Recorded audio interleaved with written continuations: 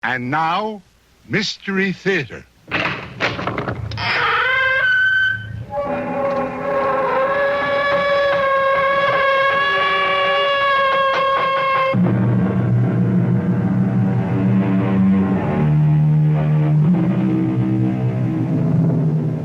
Come in.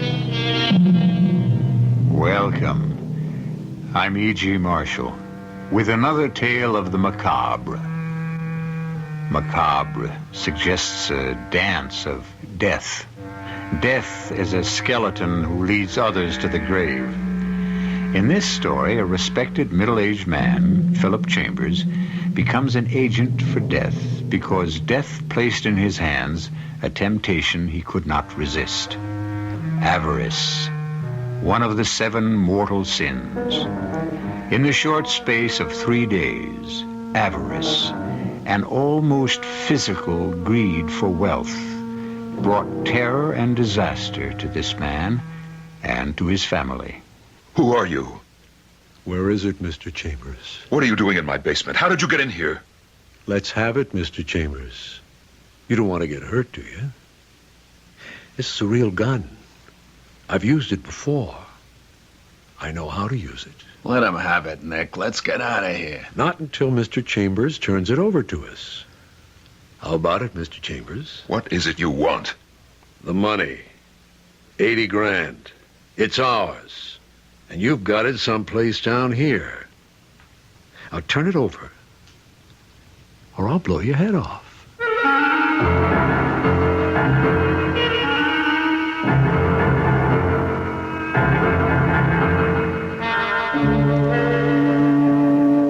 Our mystery drama, The Root of All Evil, was written especially for the Mystery Theater by Roy Windsor and stars Norman Rose and Ann Shepard.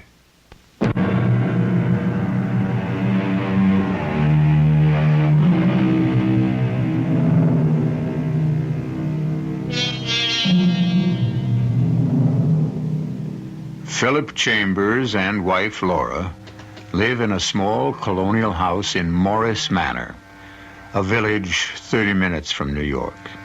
Its streets are tree-lined and quiet.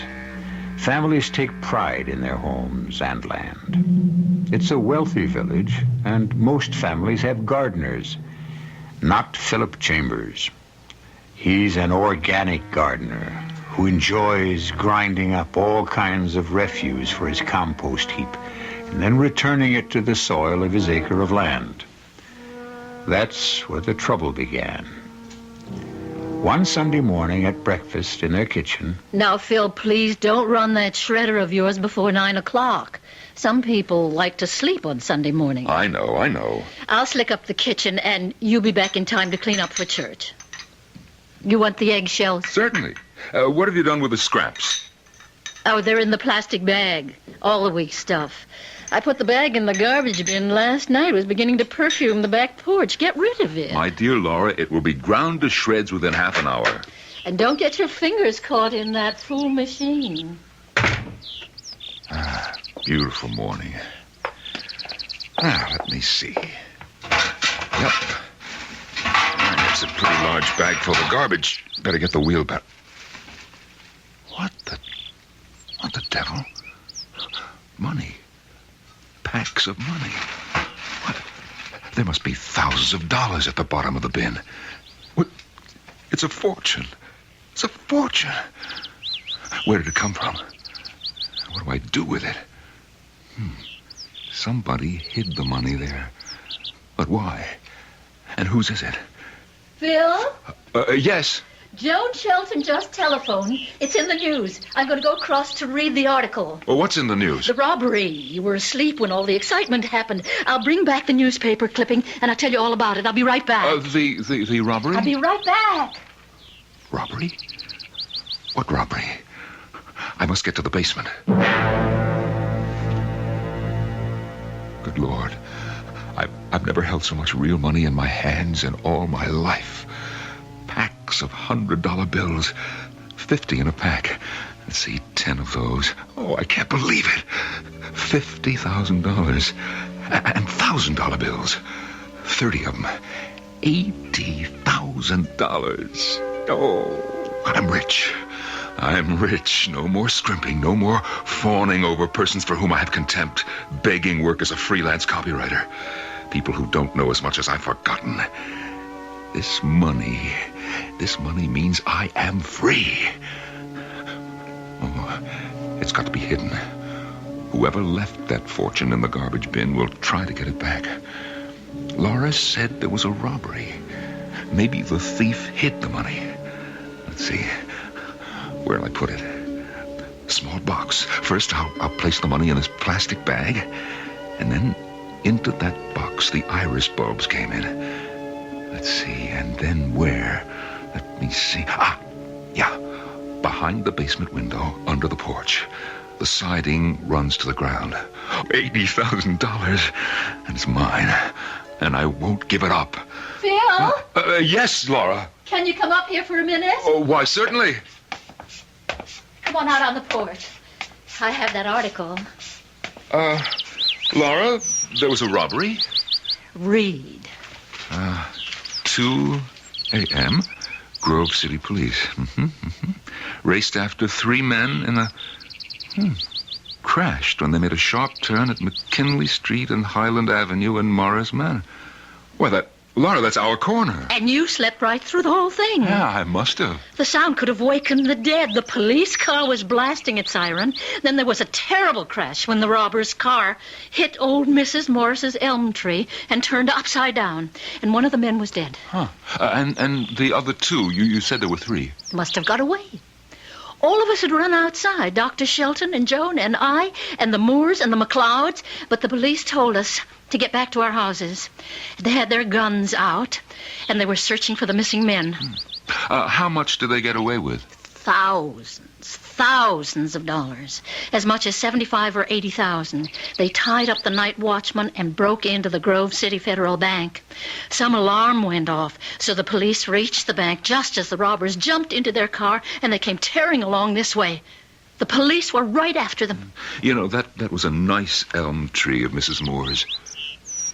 Is that all you've got to say? That was a nice elm tree of Mrs. Moore's? This is the most exciting thing we've had around here since the Hurricane Esther, and you're worried about Mrs. Moore's elm tree. You've got no adventure in your soul, Phil. That's all right. You did have. Now the 2 of us are staid old middle-agers getting by and letting the world go by. I suppose so, Laura. Oh, you're not offended, Phil. No, of course not. My future's behind me, I'm afraid. No, it's not. You've done so much. You've written so many great advertising campaigns. Your skill hasn't worn away. You'll see. I'm certain it'll go well tomorrow. I hope so. But, Laura, face it, I'm 55. My lunch date and interview tomorrow is with a 26-year-old girl, almost fresh out of college. Laura, I'm old enough to be her father. Why would she want to employ me? I'd be an embarrassment to her because I know too much. I don't see why. Well, you have to finish with your shredding, and I've got to dress for church. Well, I decided not to use the shredder this morning. Oh, not enough garbage and refuse? Oh, no. All the excitement about last night has unnerved me. I'll get to the shredder next week. I'll be out of the shower in a few minutes. Well, don't hurry. I have some things to do in the basement. Oh, look, I've asked Dr. Shelton and Joan to come by at 6 for cocktails on the porch. All right? Huh? Oh, sure, it's fine.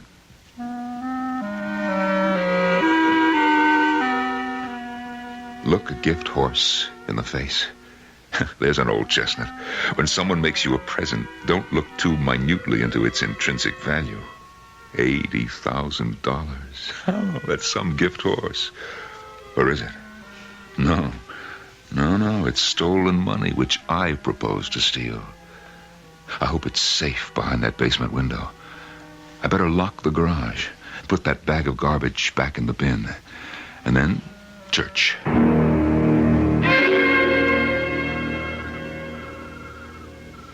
Paul, your glass is empty, Doctor. Oh, 2 is my limit on a Sunday night, Laura. Joan? Oh, all right. I'm not operating at 7 in the morning. Phil? Phil, Oh, yes, dear.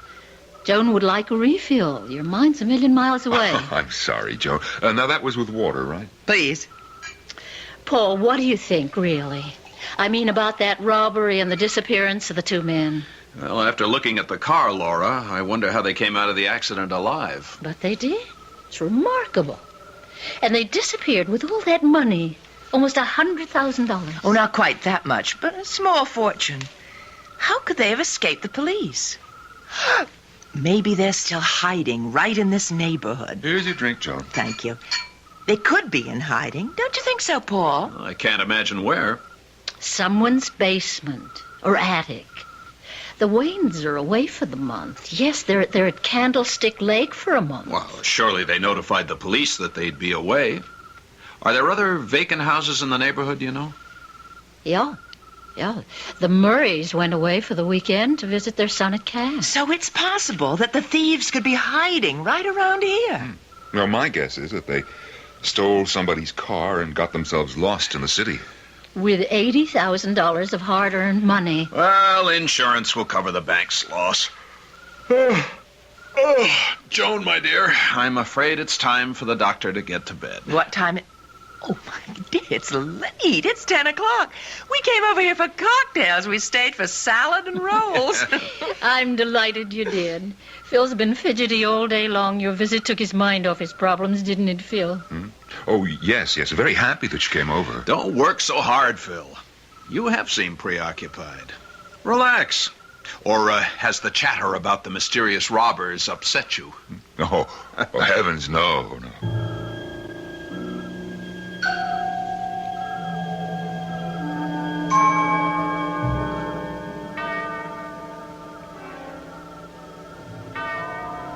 Sure this is the house? Yeah. Hold the light. When I get the cover off, stick the light inside the can, way in. And then turn it on. Okay. Creepy out of here. Flash the light in the bottom of the can. See anything? No. Scrounge around. It's not there. It's gotta be there. Somebody beat us to it. What dirty... Shut up. Mike dead and 80 grand gone. Someone's got it. Maybe the garbage... Don't be stupid. There's no garbage pickup on Sunday. Well, maybe the people in the house seen it and called the fuzz. Maybe. Or maybe they kept it. You get kind of a surprise. You open a garbage can and find 80 grand. Right on. I wonder who lives here. We gotta find out. If he's got the money, we'll sweat it out of him. But if he gave it to the cops... That we find out first. You crazy? We walk in and ask if they found the money, we'd be in the can in 5 seconds. You ever heard of the telephone? That's how we find out. And when we know, we come back. Now put the light away. I'll put the cover back on the can. Right. Then let's get out of here. Them bugs that go croak give me the shakes. Phil? Phil, is that you? What is it, Laura? Are you still awake?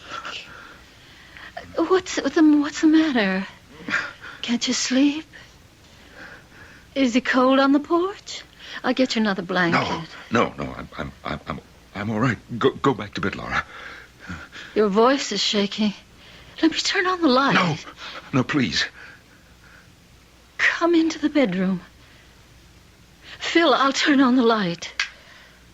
Phil, you're soaked with perspiration. What is it? Let me get your robe. Where do you feel ill? What is stomach? But your head? Sit down in the rocker. You look ghastly. Laura, maybe if I had a brandy. Yeah, I'll telephone Paul Shilton. No, please. He's operating at 7. I've just got a chill or something. You wipe your face with a wet cloth and I'll be right up. I heard them. Every word. They're coming back. Killers. Oh, what should I do? Is it too late to call the police and turn in the money? Maybe not. But give up $80,000 because I'm afraid of a pair of hoodlums? What have I got to be afraid of? Say they confront me. I tell them that I haven't got the money. Would they risk shooting me? No, I won't give up that money. I won't. Here's the brandy, sweetheart. Oh, thanks. Thanks, that helps. Phil, when I walked through the living room to the bar on the porch... Yes? 2 men were staring from behind the front hedge through the living room window. Phil, I'm afraid.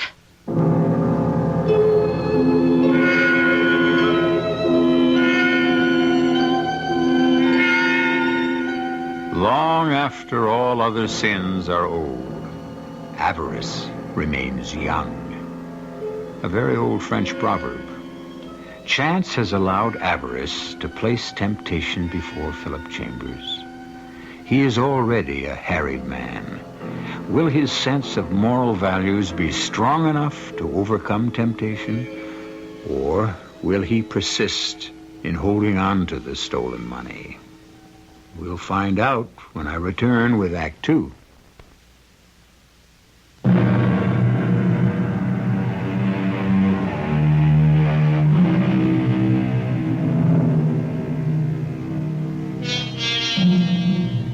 Philip Chambers and his wife Laura somehow got through the remainder of the night.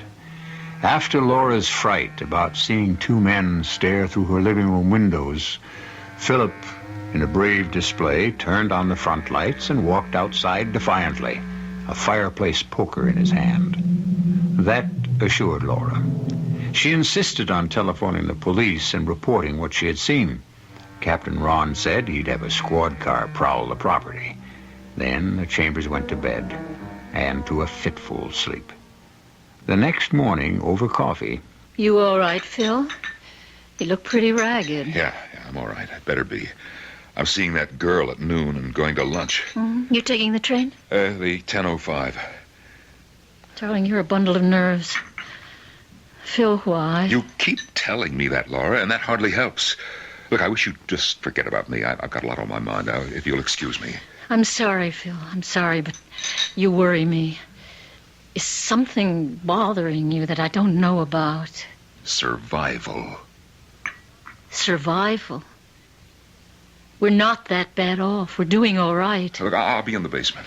Well, I'll drive you to the train. Don't bother. I'll call a cab. But that's foolish. 1 minute you're talking about survival. The next minute you're throwing away money out on a cab. Laura, just stop talking, will you, please? So strange. Let's come over here. Straight to Dr. Shelton. Maybe he can find out. 5, 4, 5, 7.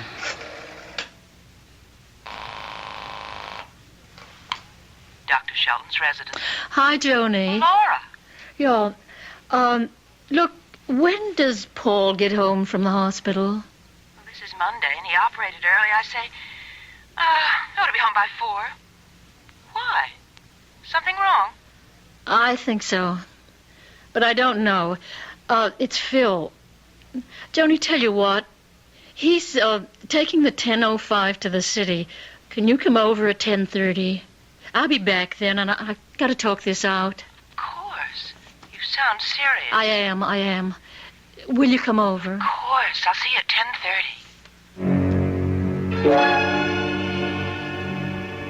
There. That ought to be safe. Who'd think of looking behind a basement window and under the porch? Oh, I got the shakes. Why don't I take the money with me into the city? I could leave it in a locker at Grand Central. If the police find the money in my possession. Oh, no, I've got to bluff my way out of this. $80,000 dropped into my hands. I can't give it up. Now, look, I mustn't be afraid. Oh, my stomach keeps turning.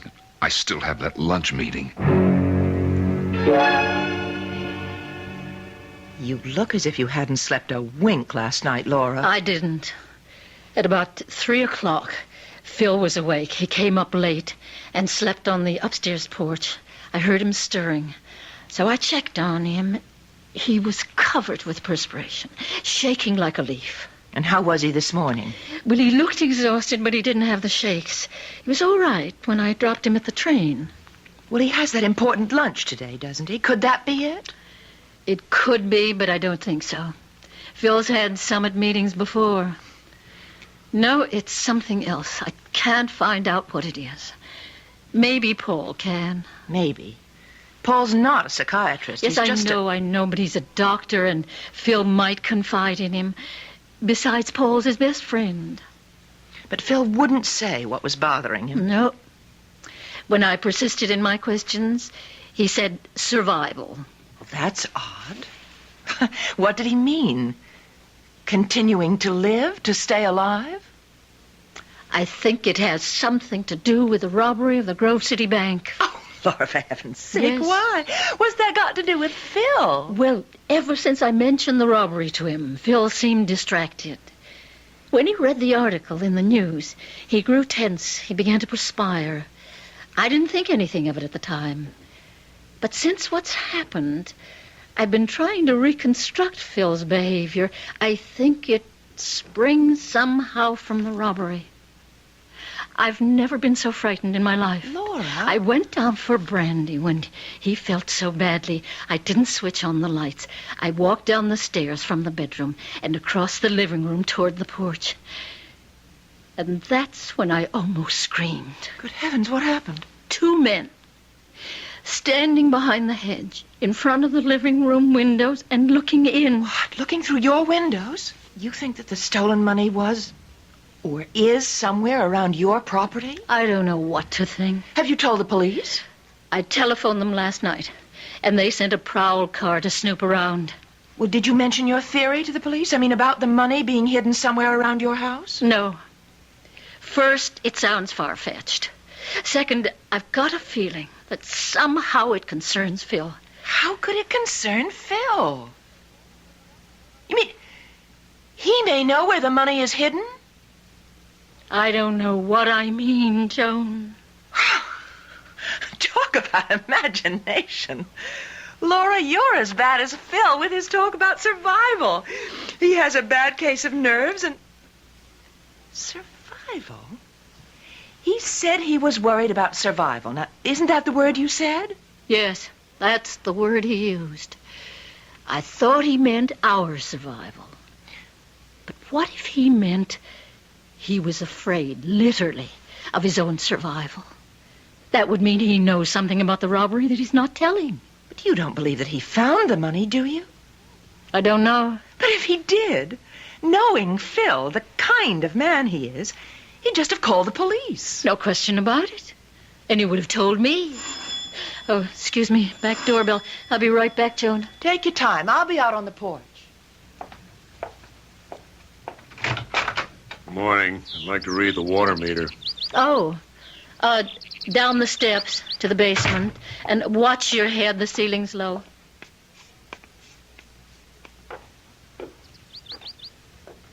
The garden looks wonderful, Laura. Yes, it does.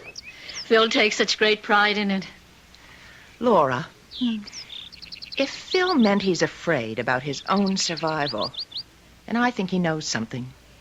Either he saw the men who stole the money and can identify them, or he knows where the money is hidden. That I can't believe. If Phil knew that, I'd know it. And you just said Phil, being the kind of man he's always been, would return it. Yes. Well, maybe Paul can drag it out of him. Whatever it might be. I'm worried sick. I have a premonition of danger or tragedy. Something in the air. A sense of impending evil.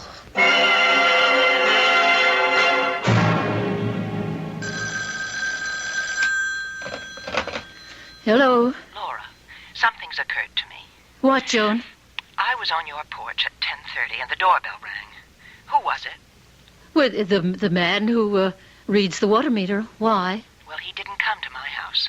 And when a man comes from the water department, he reads the meters at all the houses in the neighborhood. Yes, he does. And another thing. I went shopping at noon, and as I drove out of my driveway, a man walked out from the back of your house. Did someone else call on you? No. You mean that the man who read the meter was in my basement from 10:30 until noon? Some man was, but he wasn't a man from the water department. Well, then we're right. The stolen money's around here someplace, and the man was one of the thieves. That's what I think. Has Phil returned from New York? No, and it's after 5. Well, you shouldn't be in that house alone until we get to the bottom of this strange situation. Paul got stuck with another emergency operation. He won't be home until quite late. Oh. But I'll send him by after I tell him everything we think. Oh, but the poor man will be exhausted. No, Why not don't... that exhausted. He'll be by to see Phil, and then you come across to see me, all right? Yeah. Thank you, Joan.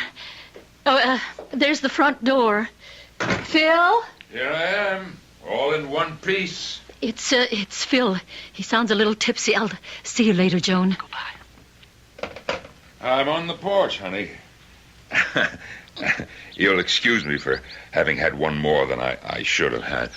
After lunch, Well, you don't have to explain, darling. I take it you didn't get the assignment? how did you know that? You got second sight or something? Or something. Was it unpleasant? No, about as I expected. Nice girl. Young enough to be my daughter. She had white wine, and I had a few martinis. Oh, dear. Yeah, oh, dear. So you proceeded to lord it over the young woman who sips white wine? Lord it over? No, that's not so. We got talking about what I'd be doing as a consultant in copy. Now, I know something about copy, Laura. Yes, you do. Me begging for a job. I used to run that joint before that kid was out of Dr. Denton's. Can't be 26. I was about 30 when she was born. Let me fix your cup of coffee. I don't want any coffee. You say that I'm bummed, Laura? Well, I'm not. I never felt better. I just had lots of things on my mind. Including the robbery of the Grove City Bank? Robbery? Do you know who the men are who robbed the bank, Phil? Me? Well, how would I know? I never saw them in my life. Say, what is all this? Remember the 2 men I saw looking in through the living room window this morning at 3 a.m.? Yeah? What were 2 men doing looking through the window, Phil? Well, search me. We think they had hidden the stolen money and were looking for it. We? Laura, who is we? Joan and me. Have you been talking this over with Joan? Why not? She's my best friend and Paul is yours. You and Joan turned amateur detectives, huh? Haven't the two of you got anything better to talk about than that robbery? Frankly, no. Because ever since you heard about it, you haven't been Philip Chambers. Oh, and who have I been? A nervous wreck. And you're making a nervous wreck out of me. Tell me honestly, Phil. Do you know anything about the men who committed the robbery? Do you know who they are? Do they hide the money on our property? Are you in danger of survival? Lots of questions. Give me some answers, Phil. What are you so worked up about, Laura? This is a police matter. Just leave it to the police. I've notified the police. What? Last night? And again today. A man came to the house and said he wanted to read the water meter. He wasn't from the water company. He was in our basement for almost an hour and a half. Oh, I see. What? What do you see? Well, maybe you're right. I don't know anything about any of this, but you just might be right. Maybe the thieves did hide that money around here. I better check. Let's have the police do the checking. Now, don't you worry about me. I'll just look around. Phil, are you in danger? Now, nothing's going to happen to me. It's getting dark outside. It's starting to rain. I'll be across the street with Joan.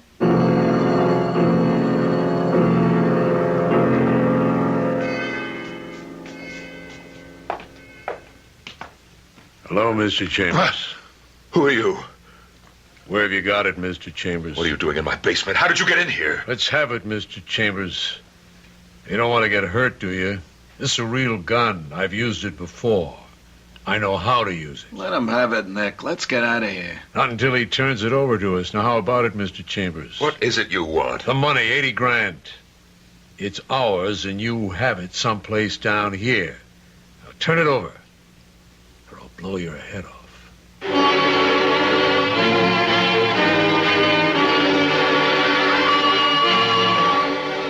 Avarice is like quicksand.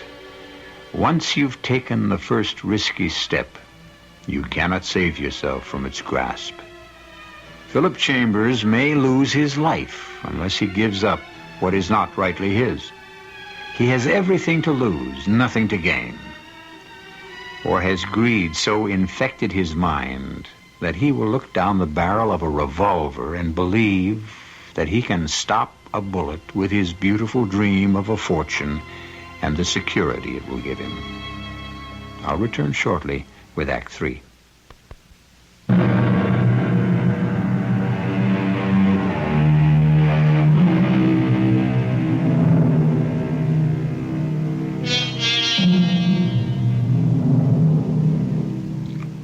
Philip Chambers found $80,000 at the bottom of his garbage bin at the back of his nice colonial house in exclusive Morris Manor, 30-some minutes from Broadway. Despite a lifetime of ethical exactitude, Mr. Chambers didn't hesitate a minute before deciding that fate had dropped a rich token of her affection into his deserving hands. He'd keep the money stolen from the bank in Grove City. But the thieves, there were 3, but one was killed when the escape car crashed, also want the money. I'm waiting, Mr. Chambers. I don't know what you're talking about, and I want you out of here. He's gonna be tough, Stud. You want me to soften him up? Not yet. Stud here is pretty good at making a guy talk, Mr. Chambers. Now, we don't want to hurt you, so just turn over the money and we'll run along. I haven't got your money. We're wasting time, Nick. You got it all right. We hid it in the garbage can last Saturday night. You found it Sunday morning and hid it, because when we came back for it, it was gone. Now, where have you got it? If you think that there's money down here, you're crazy. If there were, why didn't you find it? You were down here for an hour and a half this morning. I'm getting impatient, Mr. Chambers. You don't turn over that money in 1 minute, Stud, he'll go to work on you. You wouldn't get away with it. You think I'm going to stand here and do nothing while that gorilla comes at me? Now, look, I've got a pair of pretty good fists, and I'll yell my head off. Oh, let me get at this guy, Nick. Hold it, I have a better idea. We'll kill his wife. How'd you like that, Mr. Chambers? Why, you dirty... I wouldn't mind killing you. We don't care about you, but we care about the money. And with you dead, we still haven't got it. But we intend to get it because you're going to give it to us. Now, you have it for us by midnight. You leave it next to the garbage bin. We'll pick it up, and then Mrs. Chambers will be all right, and you'll be all right. Otherwise, you'll have only yourself to blame. Uh-huh.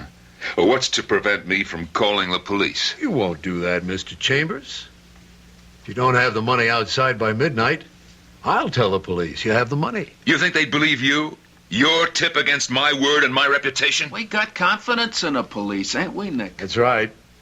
Well, they'll break you down, Mr. Chambers. We have our way, they have theirs, and you'll slip up. Maybe not right away, but soon. But it won't get to the police. You know why? Because if the money isn't there tonight, we take care of your wife tomorrow. He ain't kidding, mister. So why don't you give us the money now and save all the sweat?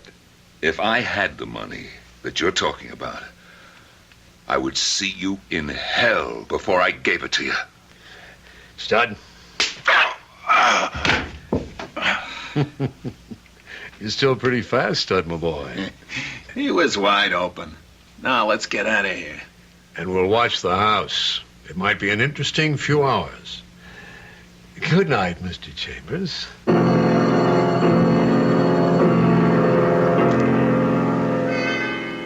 Laura, it's inconceivable to me that Phil might have all that money. Phil. My impression is that Phil's the kind who always returns the change if a waiter's made a mistake. Yes. But, Joan, imagine having not change, but $80,000 in your hands. No, Phil's always been scrupulously honest, but he thinks about money all the time. The expenses. Where's the money coming from to pay them? He reviews our situation almost every day. Well, that's fear. Sure, of course it is. But he's only 55. We have money. Not much, but enough to get by on. So once in a while, Phil manages to relax. Not for long. There's always an unexpected expense. It throws his calculations out the window, and then he starts to fret. And when he frets, he begins to feel sorry for himself. I never realized he was that upset. Well, he'd never show it to his friends. He's too proud for that. Imagine what he must have felt when a fortune drops into his hands. You've convinced yourself that Phil does have that money, haven't you? But it's the only explanation I can give for his weird behavior. If anything happened to Phil... I know. Wait a minute. I think I hear the car. If it's Paul, we'll send him across the street to Phil right away. Oh, give the poor doctor a few minutes to relax. He can relax after he questions Phil. Then maybe all of us will be able to relax.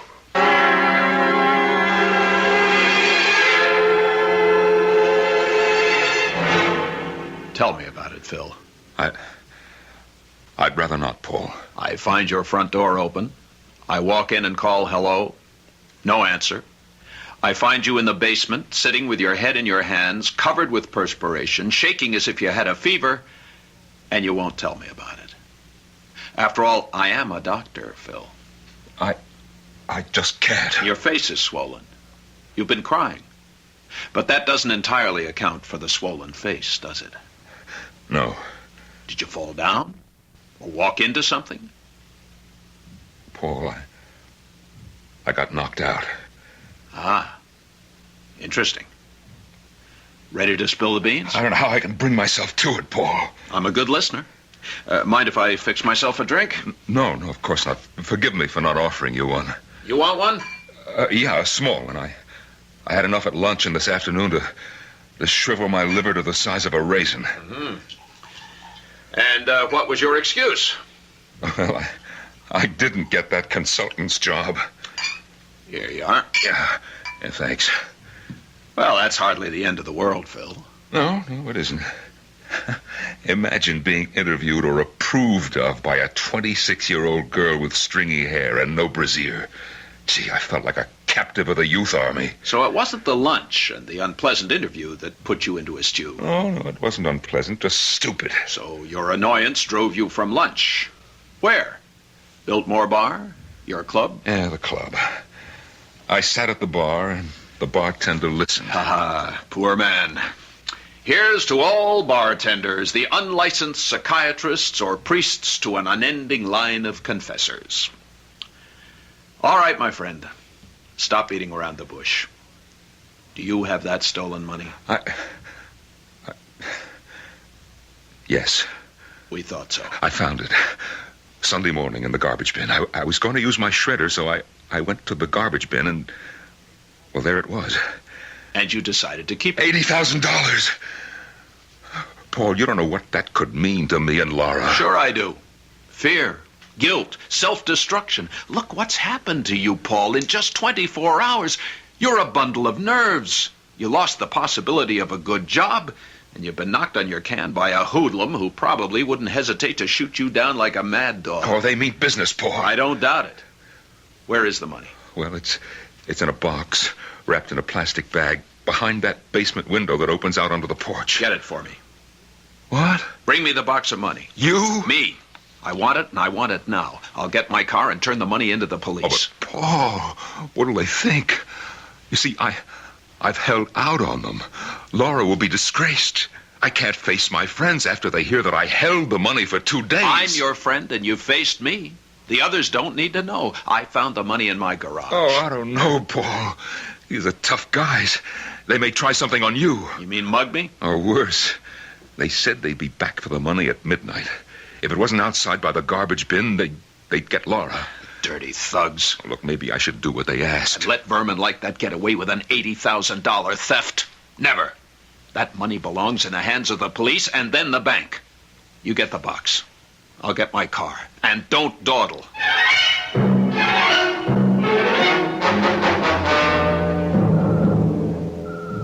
It's Paul. He's not coming to the door. Where's he going? The driveway. What in the world is he... He's backing out his... What's going on? He's parking in front of the house and walking to the door. Laura, you don't suppose... I don't know what's going on. If Phil has the money, maybe he'll give it to Paul and... Joan, look. Phil's handing Paul some kind of package. That must be it. And Paul's returning to his car. Laura, 2 men have come out from behind your hedge. Look. They're sneaking up on Paul. One of them has a gun. Oh, no! Paul! No! They're going to shoot Paul! Get the package, Stud. Okay. Keys are in his hand. Come on. I'm in. Get going, Nick. That dame's gonna wake the whole town.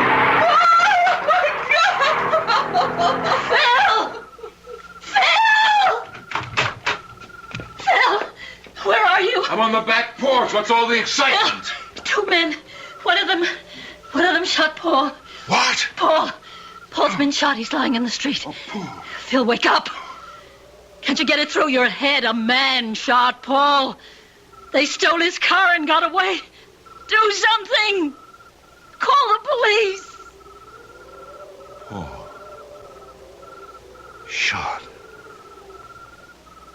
He was here. We had a good talk. Paul's my friend. My best friend. He's a good doctor, too. Nobody shoots a good doctor. Nobody shoots a doctor. Paul. Shot. Darling, you look so odd. Your eyes, they're blank like those of a statue. Don't. He's lost his mind. Phil, sit down. What? Phil, what was in the package? Package. I know what was in it, but I don't want to know. It may have left one man dead, and my husband worse off than dead.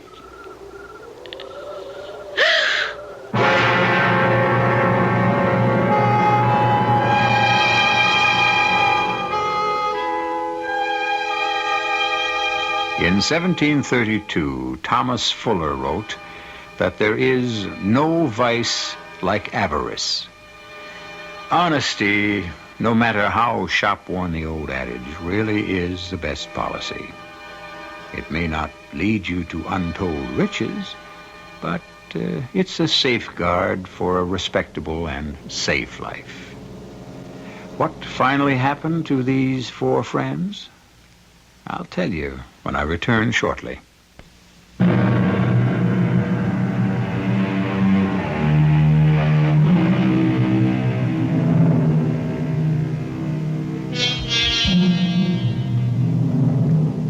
The phrase, the root of all evil, has echoed down the corridor of time because this man covets what another man has, and civilization has never been able entirely to constrain greed.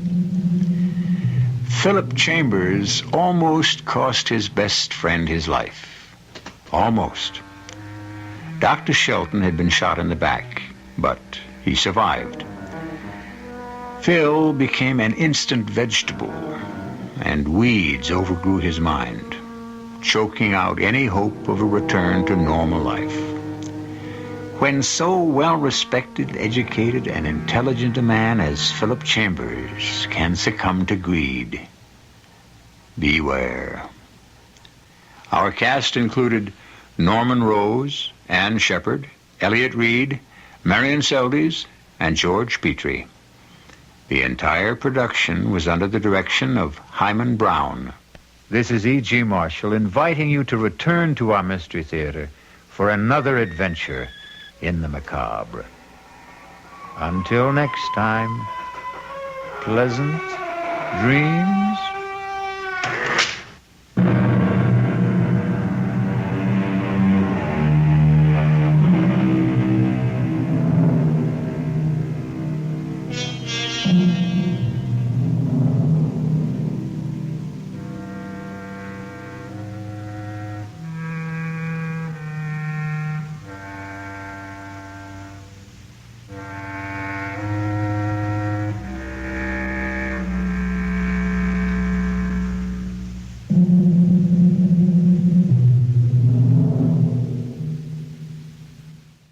CBS Radio Mystery Theater presents...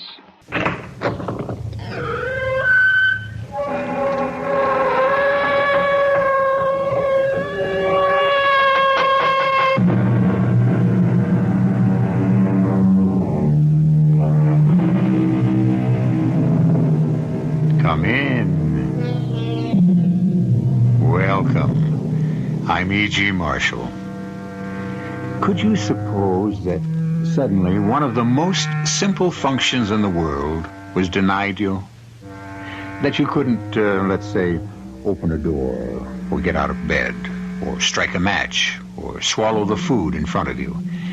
Even if all the other mundane actions of life continued, would any normal process of living be feasible if in one area you were completely bewitched?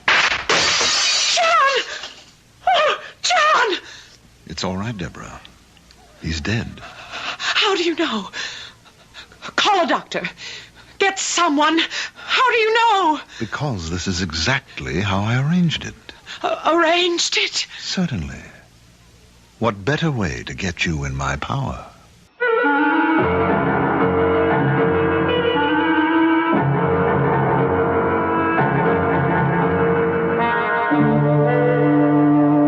Our mystery drama, The Unbearable Reflection, was written especially for the Mystery Theater by Ian Martin and stars Patricia Elliott and Mandel Kramer.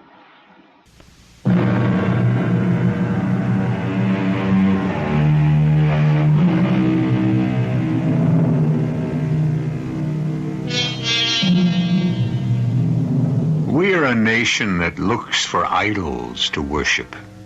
And one of our fetishes is beauty. Along with that goes another, success. By any measure, Deborah Denton qualifies. Miss America in a not-too-distant year, sometime movie star, and now wife of one of our biggest state's governors, a man who is of presidential timber. That's Debbie. She is everything to hold up to America, man and woman, as an example.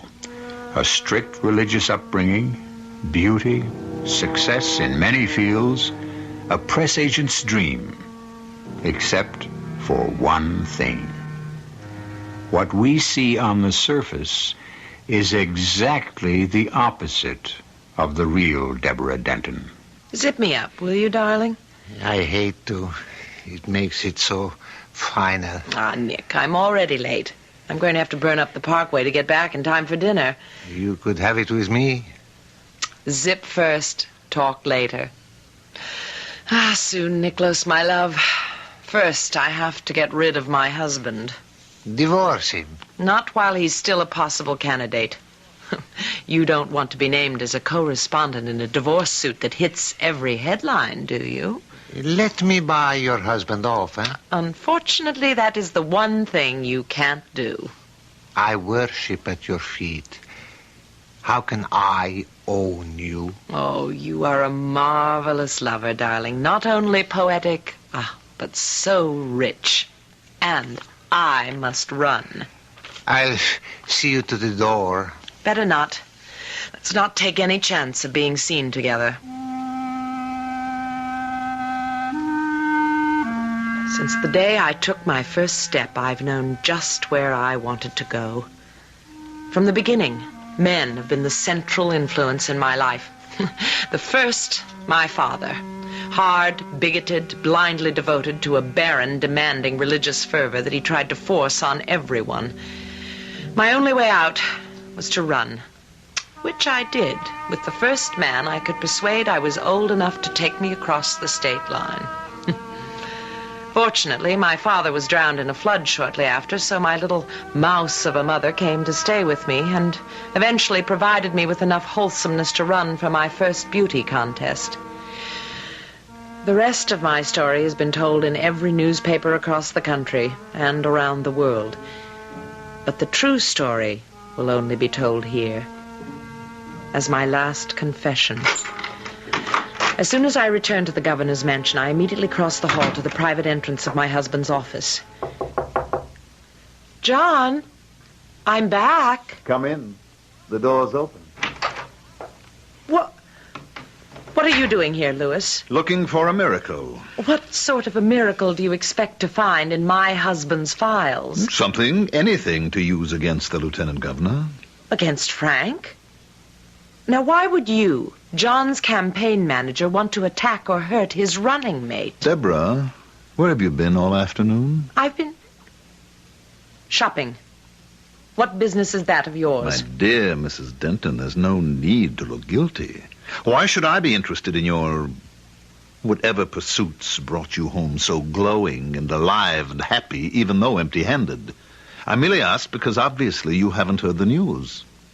What news? At a party luncheon, our esteemed senior Senator Walter Price announced that he was withdrawing his support for your husband in the coming campaign. Why? The stated reason was a disagreement over fundamental fiscal policies and Governor Stanton's lack of a firm stand on law and order. Your husband is no better than an also-ran after Price's speech today. Where is John? With Sam, the party boss. Sam Waters won't desert him. Sam Waters would cut his mother's throat without batting an eyelid, and your husband has been standing in his way for one term. That's more than enough. What do you mean, standing in his way? John has been a wonderful governor, and everyone knows that this is only a stepping stone to the presidency? That was your dream, wasn't it? I don't intend to discuss that with you. What do you mean about John standing in Sam Waters' way? Patronage, my dear lady, the name of the political game. There's been precious little of it since John took over the State House. Because my husband happens to prize his honesty. We've hitched our wagon to the wrong star. We'd both better begin to break out the parachutes and start looking for a nice soft landing. Oh, so you're going to run out on John? No, I'm not quite ready to. Are you? Don't be ridiculous. That is something I never am. I may be many of the things you say, but don't ever make the mistake of thinking me ridiculous. I despise you, Lewis Stark. You are contemptible, conniving, evil, and totally dishonest. And when I tell my husband what you say behind his back, wouldn't dare to tell him to his face. I'll tell him when I'm ready. He won't have to wait. I'll take care of that. I doubt it. Unless, of course, you want me to tell him where you really were this afternoon. What? Are you having me followed? Oh, in a sense. You were at the Woodmere Motel from approximately 2 until 5 this afternoon. It's quite a bit out of town, you know. You joined Mr. Joseph Martin in his private bungalow. Of course, we both know that name is only a cover. His real name... That is enough. What are you trying to find out? Nothing yet. Patience is the one virtue I lay claim to. That sounds like the governor now. I guess you'd better leave us alone to put our heads together and see what we can pull out of the fire. I went up to my room, seething. From the first moment I had laid eyes on that beady-eyed, sardonic little toad, I had hated him. I took a tranquilizer and some aspirin, and I sat down before my mirror to try to smooth out the worry lines. I opened my makeup drawer to make some repairs, and there, staring me in the face, was the ultimate irony. A birthday gift that Lewis had presented me with, a gun, to, quote, afford protection while my husband was out campaigning. Knowing now what he knew about me, I would have liked to use it on this man who had given it to me, if only I could get away with it. I pushed the gun back out of sight. I knew that John disapproved of firearms. It was fortunate that I had pushed it back, because without his usual polite knock, John was suddenly in my room. Why, John, darling, you surprised me. Oh, I'm sorry. I just had some pretty bad news. What? It looks as though you're not going to be the governor's lady much longer. Oh, you mean you've decided not to run again? I mean, the party has decided not to support me if I try to run. Then run independently. Not a chance. First of all, I haven't the money. I have no personal wealth, no sources to draw on. Does it have to cost so much? If you go to the people, you know you have their support. Yeah, I had. Till I cut the budget, raised taxes, tried to make the state solvent. Well, you know that Sam and Lewis felt that you could have waited. Oh, sure. Sam and Lewis aren't interested in principles or the public good, only votes. Everything I've tried to do to help the little guy, I mean, the kind of man I consider myself, can be twisted into a mistake if your code of honor is politics first. Well, perhaps it was a mistake to veto the death penalty when you knew everyone was up in arms at the appalling crime rate. I would always veto that. In my opinion, it's against the morality of both man and God. All right, my darling, we won't argue about it. Now, here. Let me sit with you for a minute. Oh, Debbie, darling, I really don't care for myself. As a matter of fact, in a way, I'm relieved. Relieved? Yes. We can live our own lives now. Start having the first of those children we should have had already. Enjoy and get the most out of life for ourselves. What will you be doing for a living? Oh, go back to the law. Oh, at that same poky little firm? I imagine they'd be glad to have me back. And I suppose reflected glory could get me in with some of the bigger firms. Come on, darling. We'd better get dressed for the Chamber of Commerce dinner tonight. Debbie, you know, sometimes I wonder if you really love me.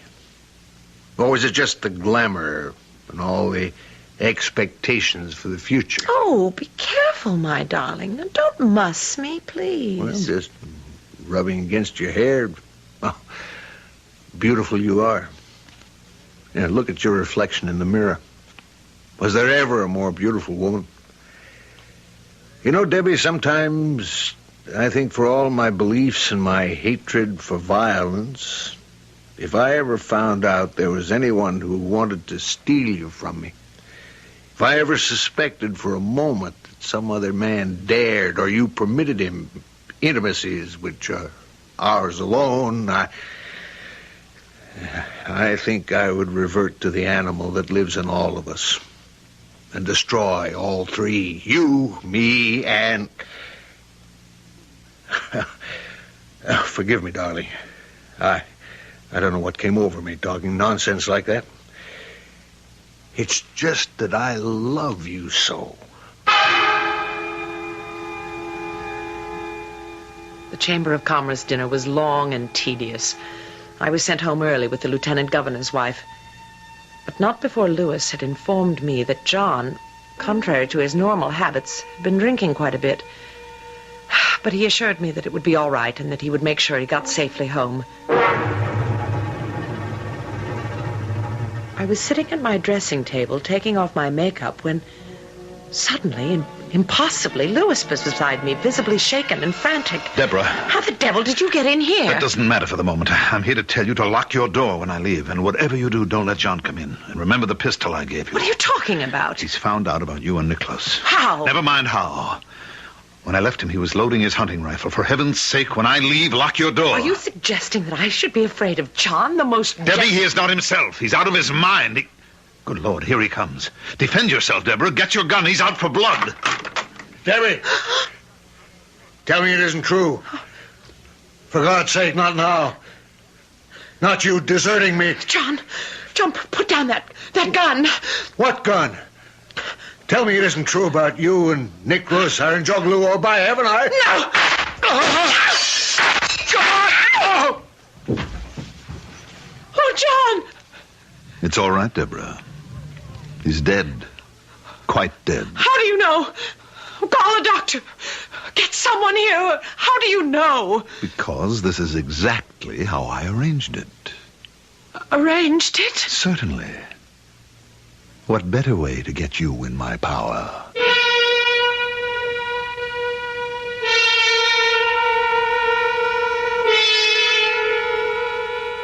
You you feel there's something strangely out of kilter in this sudden event? Something that does not ring quite true? Or perhaps a better phrase is something unnatural? For we have just passed the boundaries of a finite world to the supernatural, the unexplained, the terror of something beyond a human being's ability to have foreseen, or, now that it has happened, to cope with. I'll return shortly with Act Two.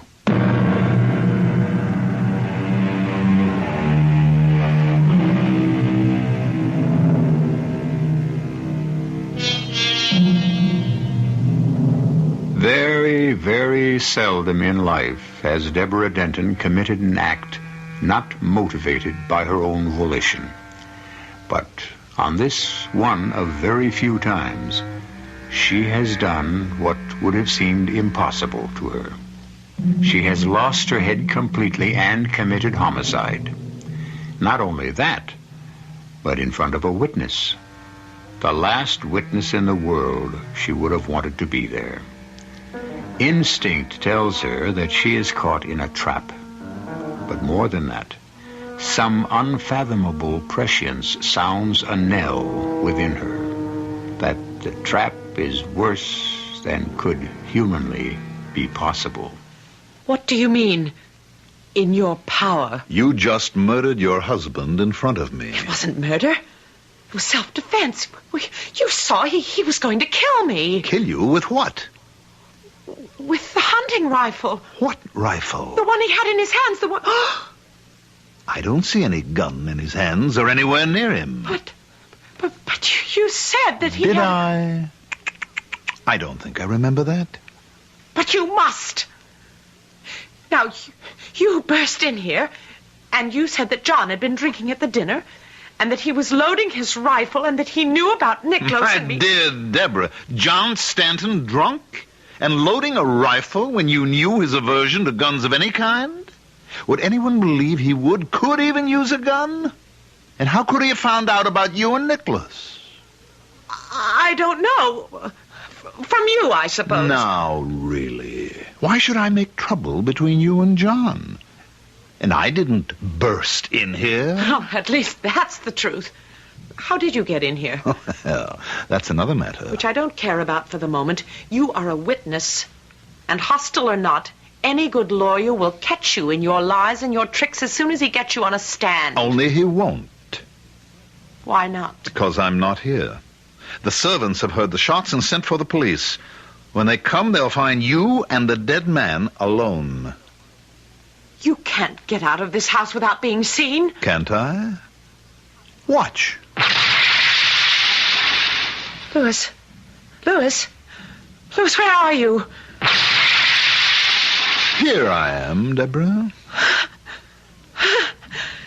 I don't know what's happening. I must be going crazy. It's a dream. That's all, a dream. Oh, no, it isn't. Not at all. But it can be. How? I'm quite aware how you feel about me.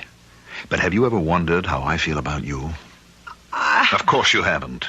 I'm dirt under your feet. Now, I warned you not to underestimate me. Now, I might be able to help you if... Who are you? You're inhuman. I think perhaps that's a fair statement. It was really amusing when you first saw me in your room that you should have chosen to say, "What the devil are you doing here?" Is that who you are? Satan himself? Oh, no, my dear, nothing quite so grandiose. Just a minor demon, a faithful henchman of the anti-faith. Oh, it has to be a dream. There can be no changing the fact that John is dead. That's a fait accompli. But the manner of his death, the place where it happened, and the time can be arranged to suit our convenience, or rather yours, in such a way that you will appear to have had nothing to do with it. And in return, I sign a paper in blood selling you my soul. Oh, now really, Deborah, surely you don't subscribe to that old-fashioned medieval nonsense? This is the 20th century. Why would I want your soul? I don't know. I mean, isn't that what is always required when you... Traffic with the devil? I wouldn't know. I told you I'm only minor league. Besides, your soul is committed to hell already, my dear. Then what do you ask in exchange? Your body, my beautiful one. Your soul has no interest for me. You must be mad. All right. We'll play it your way. We'll pretend this farce is real. Now, what could you do about John? Set the clock back. John did have a couple of drinks. He left the hotel alone in his car. On the way home, he lost control and smashed into a wall. The car was totaled, and he was instantly killed. And me? You were already at home. You were having a long talk with the housekeeper when it happened about getting a new maid. How could you know that? I put the idea in your head. Why? For reasons of my own, which you will discover later. You can arrange all this? In exchange for you. No. I was afraid of that. You are loathsome and disgusting to me. I don't need your help, and I can get through this by myself. I wouldn't put it past you. It'd be hard to find a jury to convict you, or at least condemn you to death. John does have a rifle. It'll be beside him by the time the police get here. Then you'd better hurry. No. Ha! I might as well be dead or in hell if I belong to you. Very well. I'll make you one last offer. What?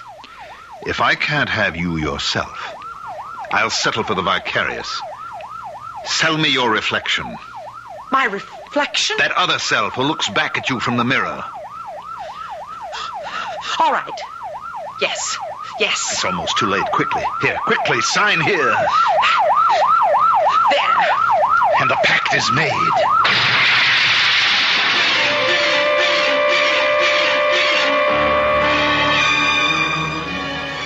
There was a shattering flash and a wild feeling as though the world had stopped spinning on its axis. I was conscious that the police siren had cut off as though by a switch being thrown, and that John's body and Louis had disappeared. The last thing I remember in my half-consciousness was the fantastic sight of the glass fragments from the broken vanity mirror which one of my shots had scattered, lifting and gathering in the air and coming together into the mirror again.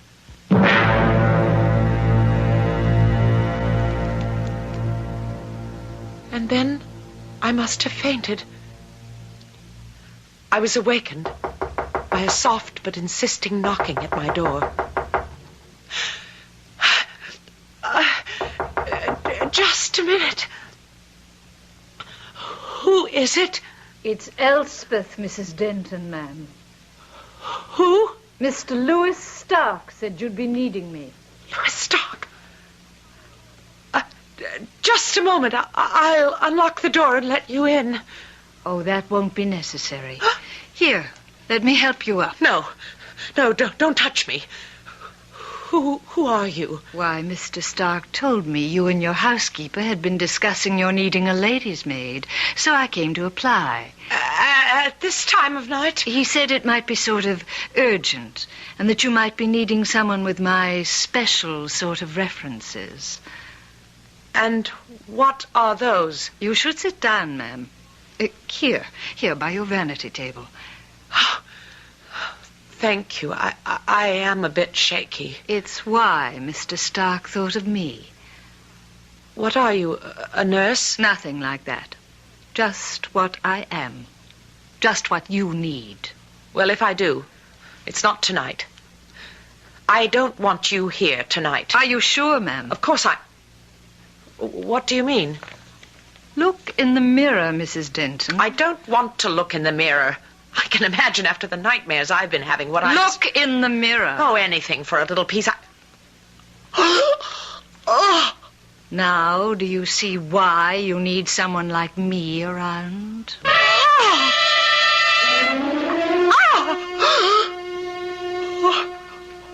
What Elspeth showed me in the mirror was nothing.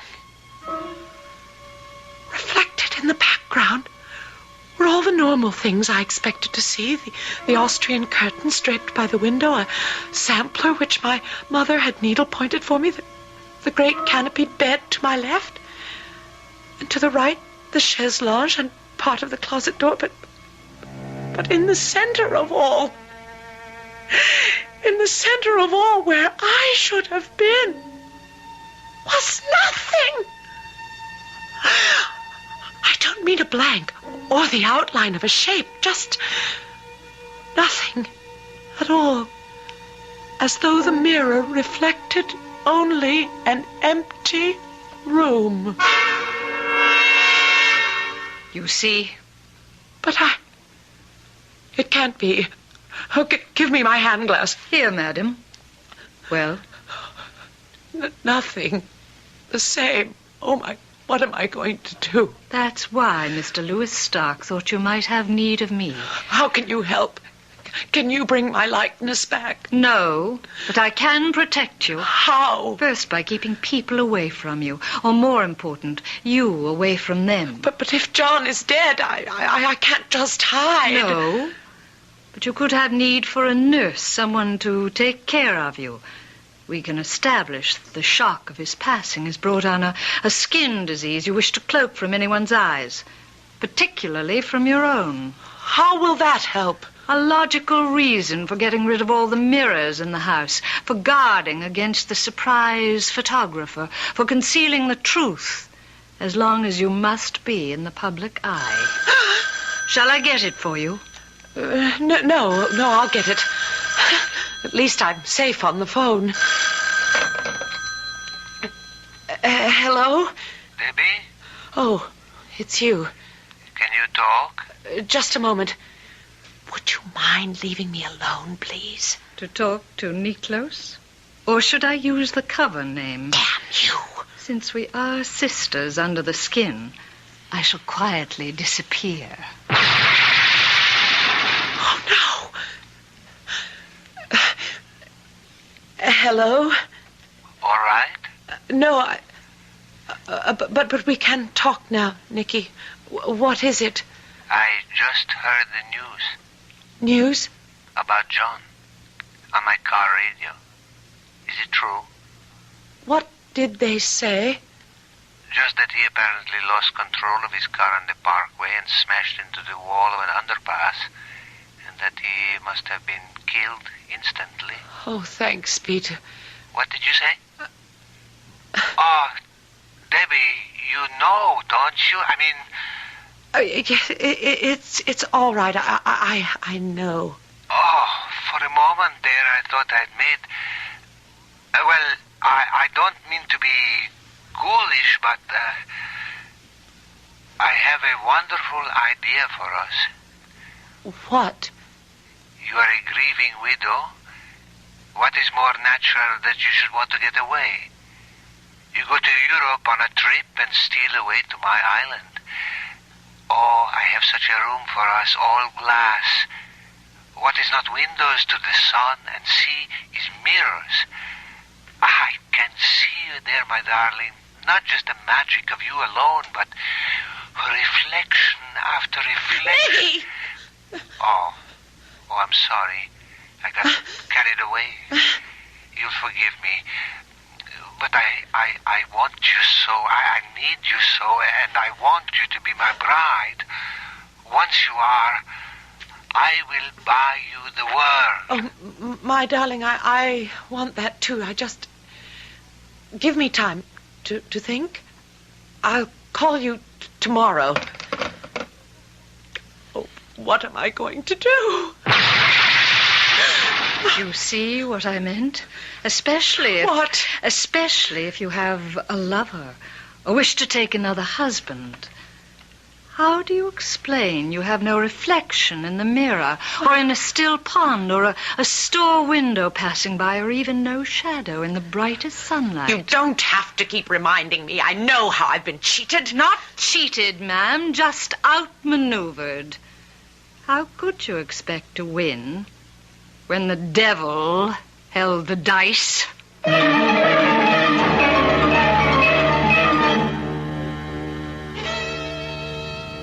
All that Deborah Denton schemed to gain, wealth beyond imagining as Niklos Sarunjuglo's wife, seems now denied her. Can she outwit the devil, or is she already doomed?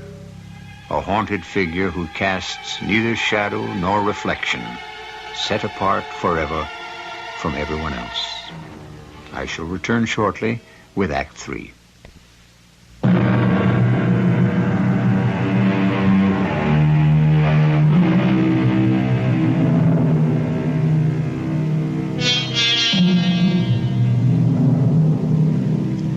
The next 3 days were the most difficult of Deborah Denton's life. Heavily veiled, even though it was summer, constantly on the lookout for a revealing mirror or the flash of a camera before she had a chance to hide behind someone.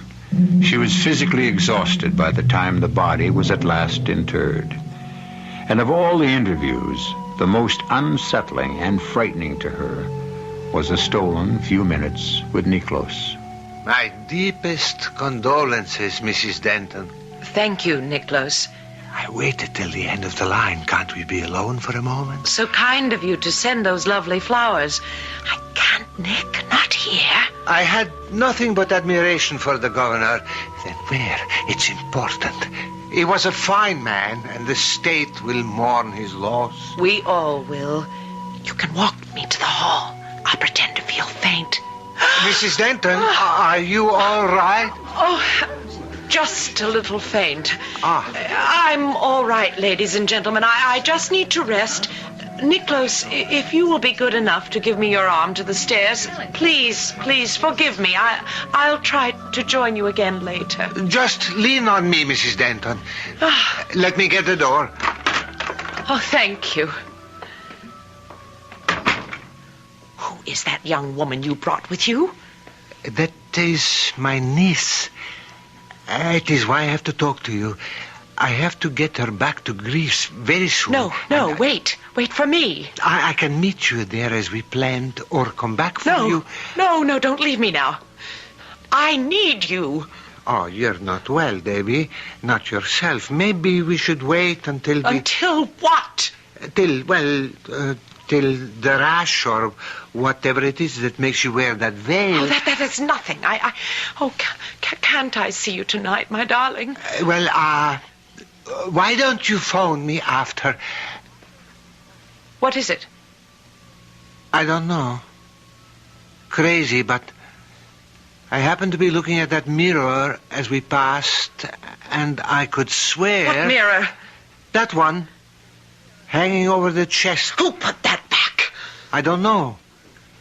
But it was so strange. I could swear, looking in it, that I was all alone. Oh, don't be silly. No, come back just a moment. I have got to lie down. Are you trying to change the subject? No, Well, what about tonight? Call me later and check. You know where.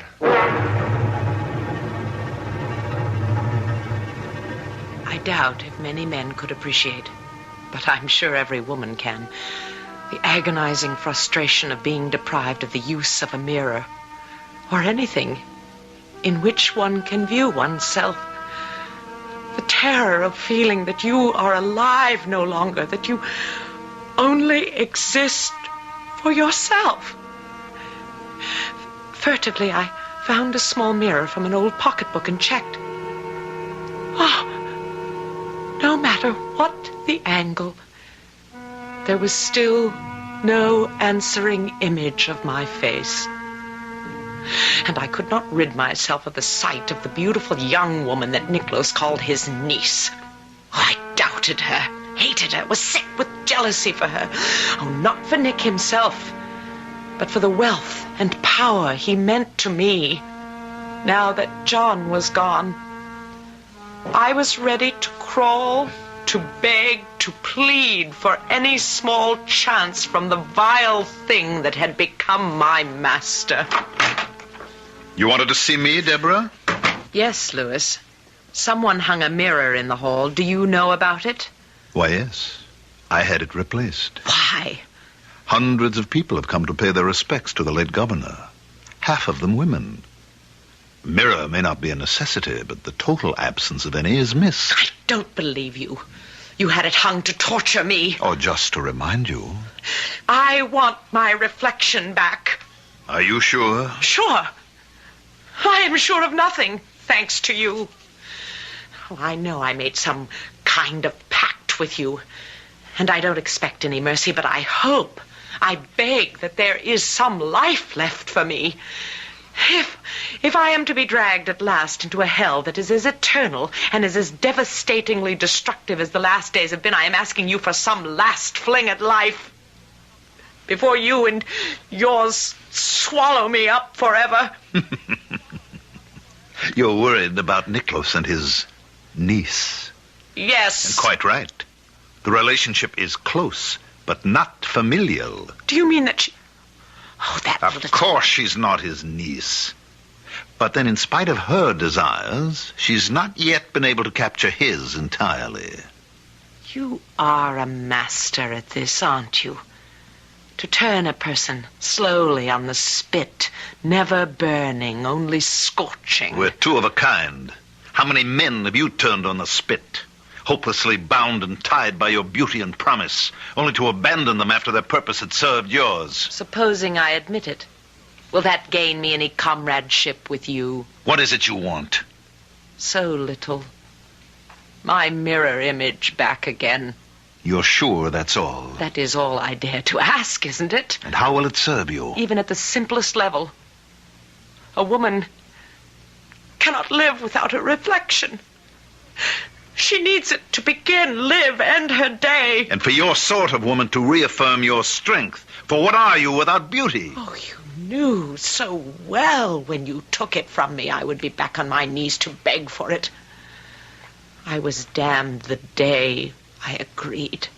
I can't live as ordinary people do. I need Nicky's money, position, power. Neither can the rest of us. The rest of us? We, the powers of darkness, the strength of the world which will ultimately make it our own. I don't mean to align myself with you. How can you help it anymore? Just let me warn you, Deborah. If I return your image, it may not be what you expect to see. It will be what I want the world to see. Can you be so sure? It will be me, won't it? Of course. I'll sign anything more for that chance. There's no need for that. Call your lover. Win him back from his niece, if you can. By the time you two can meet, your mirror image will have returned. I want it now. Some things are possible, but not all. You must wait until you meet him again. Debbie,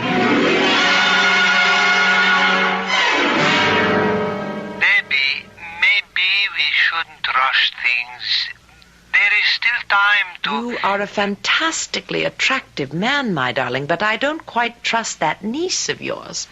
Oh, come to me. Make it 10 o'clock. It'll be nice and dark by then. And Elspeth will be waiting. Do I expect you?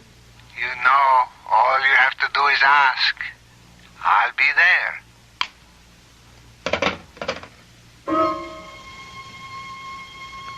I hung up the phone and sat for a long time thinking. I couldn't rest. So I called Elspeth and made arrangements for Nicholas to be admitted to the house. If you're sure you want me to, Mrs. What Denton. What are you talking about, Elspeth? I told you I did. Why wouldn't I want you to? Well, I'm sure it's none of my business, but if I were you, I might talk it over with Mr. Stark. Why? Oh, he's the only one who could answer that, ma'am. Something about that long-set, grin face troubled me. I realized suddenly that it was the almost imperceptibly twisted, evil smile breaking the tight line of her mouth. I could feel my heart drop like a stone into a dark and bottomless pit. And suddenly, Louis Stark, whoever or whatever he was standing before me. Louis! It's 9 o'clock. I thought you should have time to think things over. What are you doing here? Oh, don't worry, I shall be gone long before your lover appears. If you're sure you want him to. Why don't you leave me alone? Haven't you done enough to me? This time I thought I would do a kindness. You wanted your reflection back. You promised me. As you are. I thought perhaps you'd better look at it before your lover comes. Look. I promise you it is a perfect mirror image of you. For some reason, I am afraid to look. What you see, everyone else will see. Remember, it is your true reflection, and you live or die by it. What does that mean? See for yourself. I will. But by myself. This time, the gun is loaded. I want you out of here. Look on yourself, Deborah. I had no will of my own for that moment. Standing with the gun in my hand, I turned to the mirror which Elspeth had restored to the vanity. And there I saw a loathsome parody of myself. The hair twisting and writhing about my face like black snakes. The iris of my eyes dull, muddy brown with great dark bruises beneath them. My nose hooked as fiercely as an eagle. My lips drawn in a snarl, their purple color stretched to a death white over two great canine teeth leering back at me as lasciviously as any vampires. Is that what you want your lover to see? No, that isn't me. The real you. No, I'll kill it. If you do, you kill yourself. Then to hell with both of us. God, no! John! No, John! It's all right, Deborah. He's dead. Just as dead as always. Only one difference. What? It will take time. The trial, the headlines, jail, and then the long wait for the death sentence to be carried out. Everything your husband fought against. How do you know? How can you be so sure? Because we're right back where we started. This is exactly how I arranged it. Arranged it? What better way to get you in my power, Deborah? This time, forever. No need to dwell on a sensational trial, and the most ironical of circumstance, that a governor who was forced to sign a bill reestablishing the death sentence in his state made his wife the first victim, as he himself was the first victimized. I'll be back in a moment.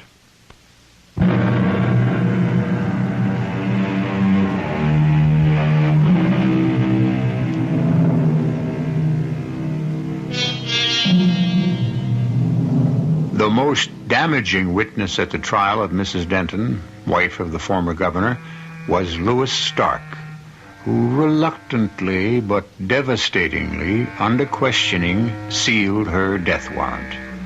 The audience was sorry for this seemingly sympathetic and unhappy man. But then, as Elizabeth Barrett Browning said, the devil's most devilish when respectable. Our cast included Patricia Elliott, Mandel Kramer, Robert Dryden, and Carol Teitel. The entire production was under the direction of Hyman Brown. This is E.G. Marshall inviting you to return to our Mystery Theater for another adventure in the macabre.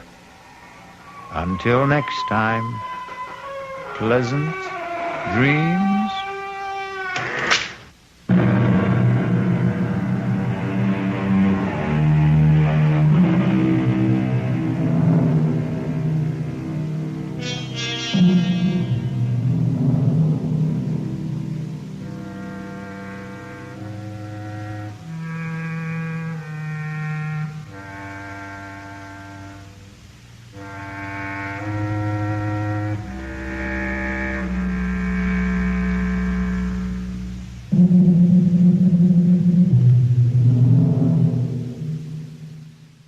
The CBS Radio Mystery Theater presents...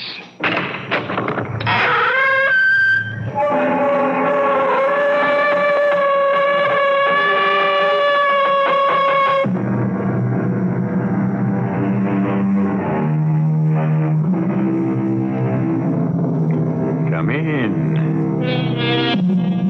Welcome. I'm E.G. Marshall. How are you? Happy? Depressed? Something in between? Well, whatever your mood, listen to a story of success. What does a man want? Wealth? Fame? The love of women? Well, let's be honest. He wants all these things. Wants them. Dreams of them. Lusts after them. For these three things, he will fight to the death. Or be killed in battle. Well, you know what Mr. Mom said. No. What did Mr. Mon say? Not Mon, Mom. Mr. Somerset Mom. Good grief, don't you know anything? I know a lot. Now tell me, what did he say? He said money is a sixth sense, without which one cannot make proper use of the other five.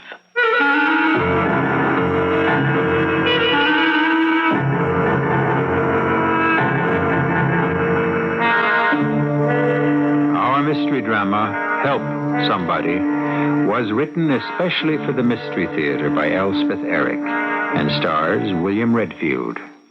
It is sponsored in part by the Florida Orange Growers and Buick Motor Division. I'll be back shortly with Act One.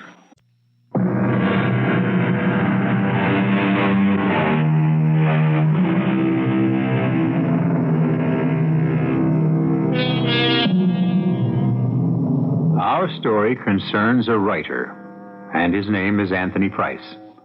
Nobody's much interested in writers.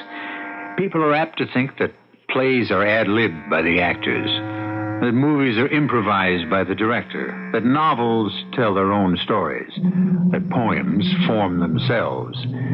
But in the words of an old theatrical maxim, if it ain't on the page, it ain't on the stage. And it's not in the book either, or on the printed page, or, I might add, on the radio. So listen now to the story of Anthony Price, writer.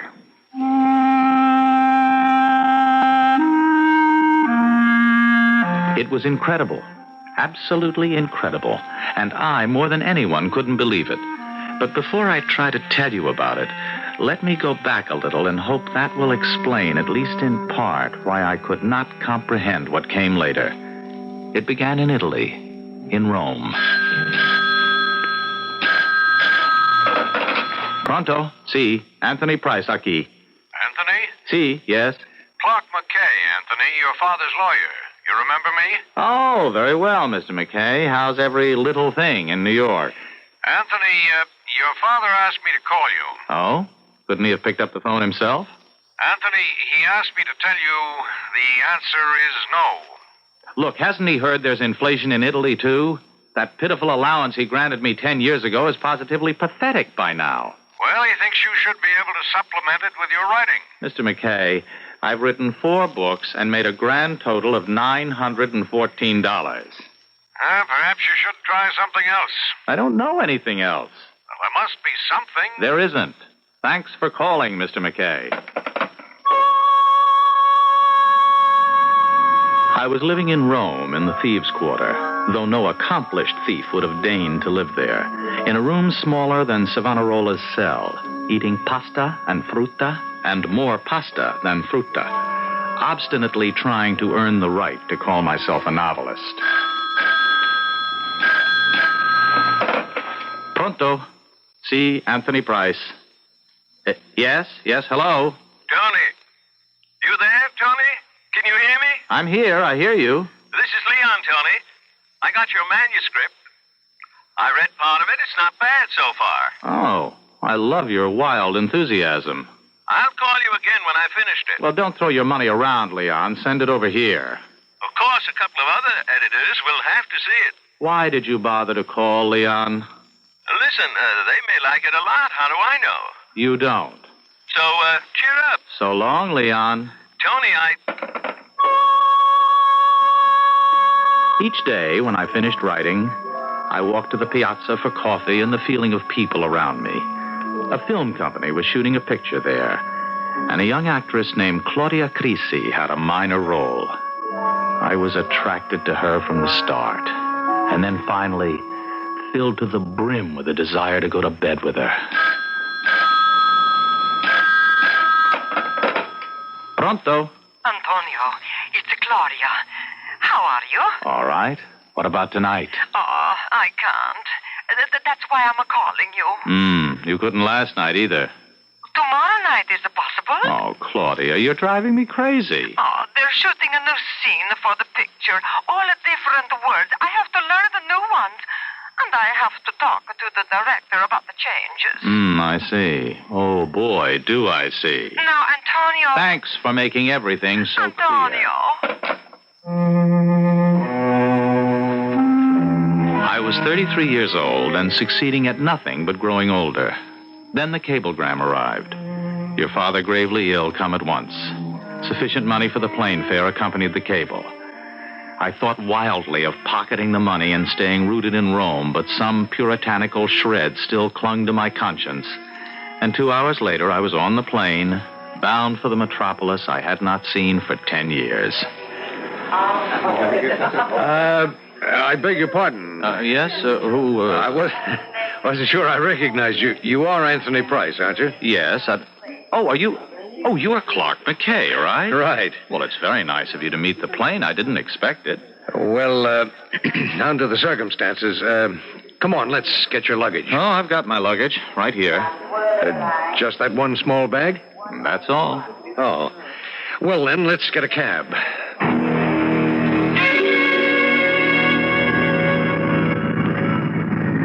I think I should tell you, of course you probably know anyway, I don't have money for a decent hotel. Oh, that's all right. Well, no, it isn't all right, but any place will do. How is my father? You can stay in his apartment if you like. I'm not sure he'd like. It's very large. 13-room penthouse overlooking the park. Your father bought it last year. I suppose he's in a hospital. Which one? He's not in a hospital, no. Oh, then he must be better. Anthony, he's dead. He's dead? Yes, about an hour ago. I was 30,000 feet in the air an hour ago. I'm sorry. I wish I were. Mr. McKay, we weren't on the best of terms. You know that. But I wish I could feel something. It's terrible not to feel anything at all. Well, it's the shock. Maybe. Well, now, perhaps I can give you some news that will... that penthouse I was telling you about. Yes, 13 rooms overlooking the park. Yes, he left it to you, Anthony. He what? It's in your name. But that's a riot. Oh, that's the funniest thing I ever heard. How am I supposed to support a penthouse when I can't even support myself? Yes, well, of course, there'll be a formal reading of the will, but I see no reason not to tell you since you're... Anthony, you are the sole heir. I'm what? He left all his money to you. To me? All of it? It's over $1 million. $1 million? Well, it's closer to 2. And he left it all to me? All of it. What's the catch? There's no catch. He simply left me the money? That's right. Oh, I can't get over it. Now, I'm the executor. I can't turn it over to you till the will goes through probate, but... I'm rich. How do you like that? I'm actually rich. Yes, you are. I never dreamed. Well, all right. Now, what's the best hotel in town? I want to go there. Take it easy. Look, Mr. McKay, when I left Rome, I gave them your address and phone number just in case. You see, I didn't know where I'd be staying. Now, if anybody calls, will you tell them where I am? Yes, of course. Now, let's go to some elegant hotel. I mean, the best. I proceeded to go crazy. Room service. Even when I wasn't hungry or thirsty, I called room service. I bought clothes and charged them to this person named Anthony Price, whom I scarcely knew. I bought a watch and a pair of solid gold cufflinks before I had shirts they'd even go into. I walked through the 13 rooms of the penthouse overlooking the park and then called a decorator and told him what I wanted. Lots of space, empty corners, soft things to sit and lie on, plenty of white and lots of yellow and a few touches of red. It was in the middle of one of these prodigious conferences when the phone rang. Hello. This is Leon, Tony. Oh, how are you, Leon? You hadn't forgotten your book's gone to press, have you? Huh? When? When did you decide that? Well, we pushed the publication date up a bit. I told you that. Oh, I must have forgotten. It's not in the bookstores yet, but the review should be coming out in a day or so. The most I've ever gotten before was 3 inches in the back of the Sunday book section. 3 lukewarm inches, I might add. I just thought I'd tell you. Thanks a lot, but don't hold your breath. So long, Leon. So long.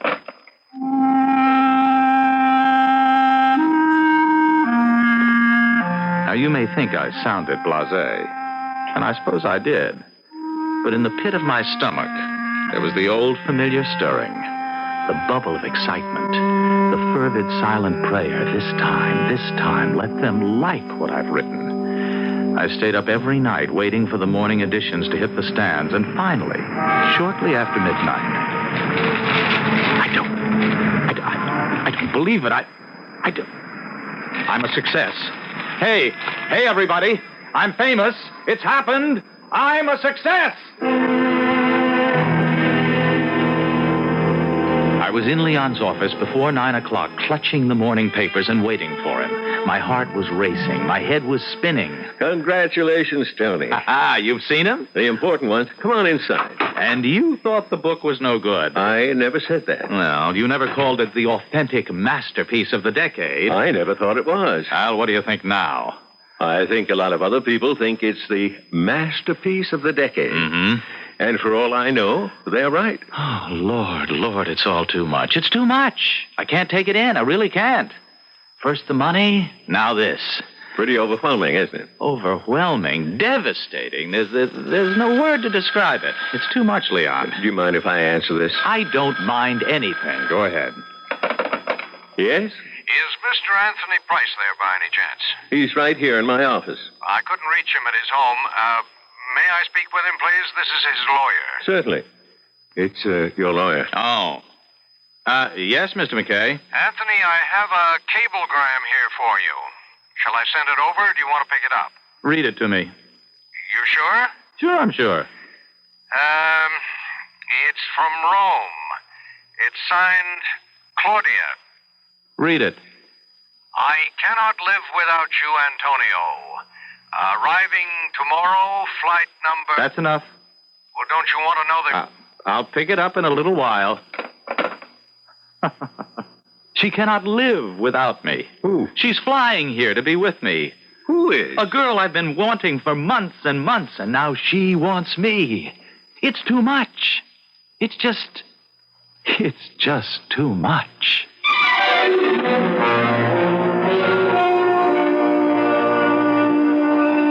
How very far our hero has advanced in the short time we've been on the air. How short a time in his young life. From the slums of Rome, from artistic obscurity, from the frustration of unrequited desire to riches, fame, and love. Where can he go from here? We'll let you know in Act 2.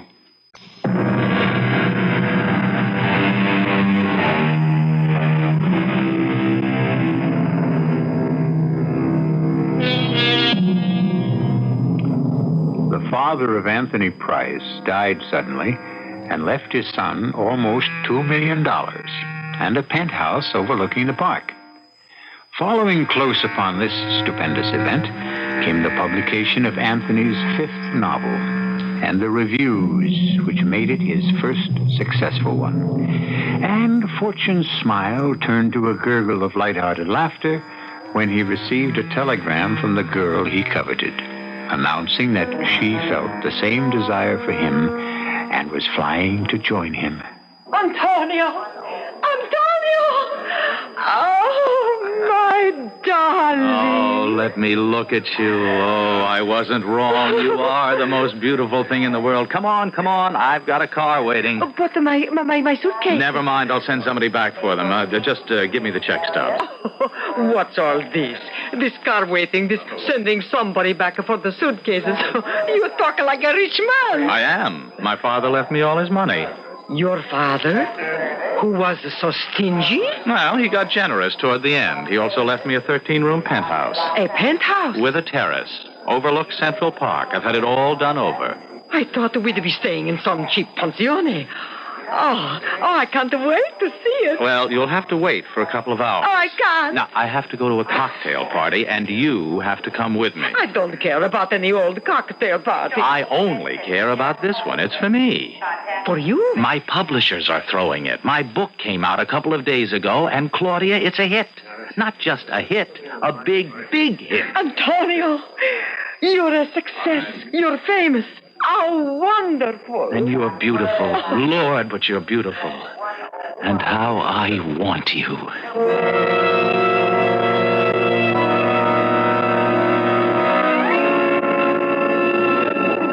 Oh, this is so exciting. Is it? Who are all of these people? I don't know. Publishers, editors, writers. I don't know any of them. Then how am I going to meet anybody? Well, why don't you just go mingle with the crowd? The way you look, you'll meet everybody inside half an hour. This isn't a movie crowd. Oh, come on. You just can't stand in the corner. Yes, I can. Oh, you look as though you hadn't even been invited. That's how I feel. Well, if that's the way you're going to behave, Antonio, we might as well leave. Let's. Only I don't want to. Wait a second. There's my editor. Leon. You see, you do know somebody. Yes. Over here, Leon. Oh, well, finally. How long have you been here? Forever. Not long. Claudia, this is Leon Long, my editor. Signorina Claudia Creasy, actress. Signorina Enchante, or whatever you say in Italian. Mr. Long, I've heard about you so much. You mean that? Leon, do me a favor. Take Claudia, introduce her around, will you? She wants to meet people. Well, sure, but what about you? You're supposed to meet people. This is your part. Later I will, I promise. I don't know. I'm just not used to this kind of thing. Signorina Creasy, permesso. How's that for speaking the language? Oh, perfetto. And call me Claudia, please. I stood there, like a wallflower. I can't tell you why. This great gathering of people, all there to meet the man who had written the authentic masterpiece of the decade. 10 years of trying to reach the very spot where I now stood, and I couldn't take the next step. Anthony? What? Oh, Mr. McKay, hello. I didn't know you'd be here. I asked your publishers to invite me. They were kind enough. Well, I'm glad you're here. Shouldn't you be out there in the middle of the crowd receiving plaudits? Yes, I guess I should. Well, then? Oh, I will later. Yes. Anthony, what do you plan to do with your money? I think we ought to begin to think about that, don't you? Well, what do you mean, do with it? Well, there are various ways of handling it. Well, what did my father do with it? I'll do whatever he did, I guess. Well, your father used it to make more money. Oh, I see. Well, no, I don't think I'd care to do that. Actually, I wouldn't know how. I mean, can't we just put it in the bank and I'll buy things with it, I guess. Uh-huh. A car? Oh, I already bought one of those. Oh, what kind? Maserati. Oh, that's a good car. Yes. I wanted one for 10 years. Now I've got one. You like it? What? I said, do you like it? Oh, look at Claudia. She's having a ball, isn't she? Which is Claudia? The most beautiful girl in the room. Oh, she's the one from Italy. Sent you the cable. Mm-hmm. Leon's introducing her around. Well, I think he's bringing her back here. Antonio, oh, such a beautiful party. I meet so many people. Everybody's so nice. Come on, Tony. You can't stand against that wall any longer. Go on, darling. It's your party, all for you. You really should, Anthony. I don't want to. Tony, come on. Antonio. Oh, I really think, Anthony. I want to get out of here. You can't. Claudia, come on. We're leaving now. I have to get my coat. Well, then we'll get it. I started to move away with her, but I stopped before I'd gone very far. The voices of Leon and McKay reached me where I stood. Is he all right, do you think? I don't know. I was talking to him before about his inheritance. He didn't seem interested. Well, he certainly isn't interested in anything here. I think perhaps all he's interested in is the young girl from Italy. That must be it. That must be it. I said the words over to myself. That must be it. Claudia was here. Claudia was with me. She had flown the ocean to be with me. I was waiting for her to collect her coat. Then she and I would get into my Maserati. We would drive to my 13-room penthouse, and there, after all the months of longing and frustration, she would be mine.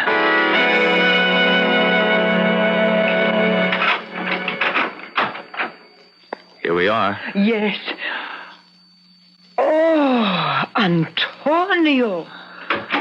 Oh, Dio mio, magnifico. Oh, che bello, che bello. Ah, you like it, huh? Oh, never have I seen. Oh, how lucky you are, Antonio. Oh, exquisito. And so gay, so light, so Italiano. You think so? You don't like it? I don't know. Why don't you like it? It looks gray. Gray? With the white walls, the yellow shutters, the beautiful white carpet? Oh, what are you talking about? I don't know. I just think it looks gray. And the beautiful red couch. Oh, is it velvet? I don't know what it is. Oh, and look down there. Antonio, come to the window, look. Oh, how beautiful. Look there. That's the park. Yes, I know it's the park. Look. You can see the people with the dogs. Mm-hmm. Hundreds of people. Hundreds of dogs. Ah, how sweet. Come, I want to show you the bedroom. One of the bedrooms. Your bedroom? Yes. It's mine. It's hard to remember that it's mine, but, well, it is. There. Oh, beautiful. Some difference from that little room in the thieves' quarter, no? Mm-hmm. It's different, all right. Antonio, kiss me. Don't you want to? I want to very much. Oh, wait, right here. I want to bathe, and then... Wait, right there. I stretched out on the bed and thought of her taking off her clothes, running the water in the tub, pouring in the bath oil, picking up the scented soap, washing her beautiful body. I ached with desire. It was going to happen to me. Surely this was what I had waited for. Well? Oh, come here. Of course. I've wanted you for such a long time. Oh, let's not wait any longer, Antonio. The moment is now. Yes. Now.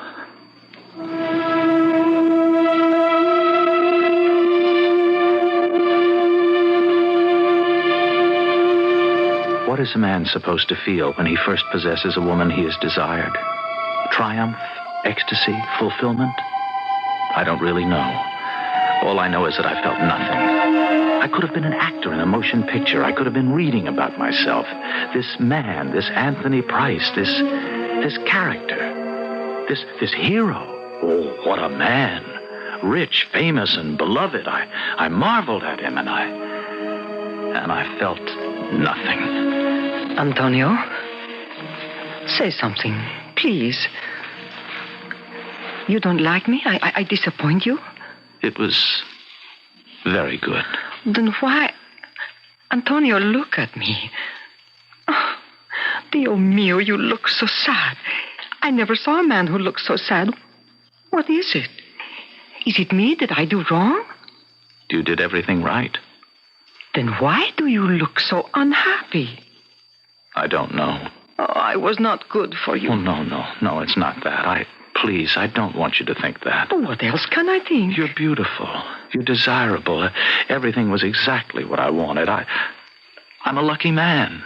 Then why are you so unhappy? Because you are unhappy, aren't you? I feel... It's not even unhappiness. It's worse. What can be worse? Ashes. Ashes in my mouth. What does that mean? Everything has turned to ashes. Oh, if you're going to talk like that, I don't understand a word. I know, and I can't make you understand. Claudia, look, do one more thing for me, will you? Anything. What? Go back to Italy. Now? Right now. I'll give you the money. I have my own money, thank you. No. I want to give you some, Cara. I have a lot. I don't want any of your money. Please, let me, Claudia. I'm going to get dressed now. Find out when the next plane leaves for Rome. I called the airline. Then I walked to the window and I looked down at the park. There were the people, walking their assortment of dogs, pausing to talk to one another. All very urban, very civilized, very nice. Then I saw a black figure racing along the furthest edge of the park, running wild and unattended. I wanted, above all else, I wanted to be that solitary thing. I wanted to be a wolf, a lone wolf on the tundra, so that I could open up my throat and howl. A desperate, abandoned howl filled with terror and desperation. A howl that would say, I am here. I am frightened. I am alone. And I don't know what to do.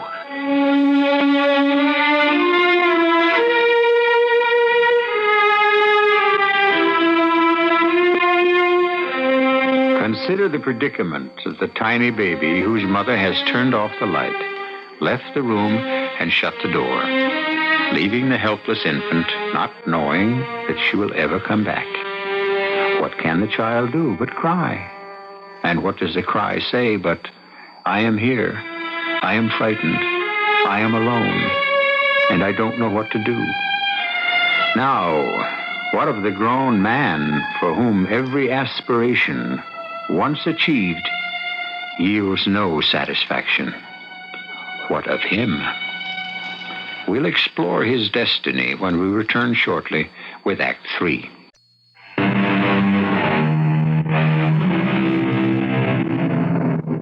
WBBM, Chicago.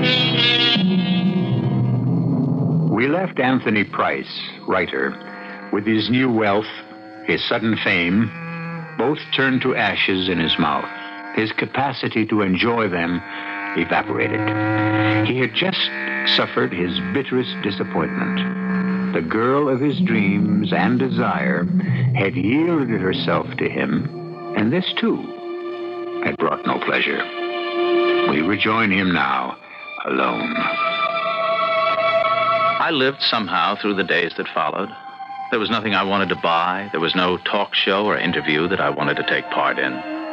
There was no woman I wanted to meet.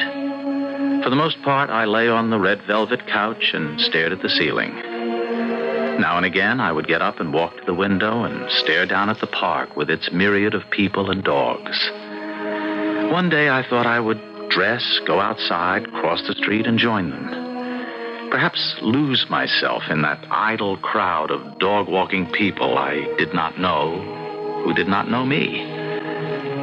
I developed a mild interest in the dog-walking people. They usually formed little groups, and when I eavesdropped on their conversations, I found they were almost always talking about their dogs, almost never about themselves. And another funny thing, they almost never knew one another's names, but they always knew the names of one another's dogs. So it was, hello, Beauregard, hi there, Colonel. Well, how's Mingus today? Greetings like that. It was as though this brief, dutiful period in the park had been given over to the dogs, and the pets had become the people, and the people, the pets. Then one day, I saw a young girl sitting on a bench. A stringy, scrawny sort of a girl, not distinctive in any way, save one. She had no dog. Hello. Hello? Mind if I sit down? No. Thank you. I don't have a dog either. Makes me feel out of place here. Why don't you get a dog? Why don't you? Well, my landlady won't let me keep one. Oh. Anyway, I have one. Sort of. Where do you keep it? Well, he keeps himself. Really? Where? Well, I don't know. Why do you say he's yours? Well, I feed him. I'm waiting for him now. I have some steak with me. I saved it from dinner last night. I was taken out to a restaurant. Are you sure he'll show up? Well, he always does. Oh. What's his name? I haven't given him a name. It's not up to me. On the other hand, I suppose I ought to call him something. Well, that's a good name. What is? Something. You think so? Well, if I were a stray dog, I'd like to think someone was looking for me. And everybody's looking for something.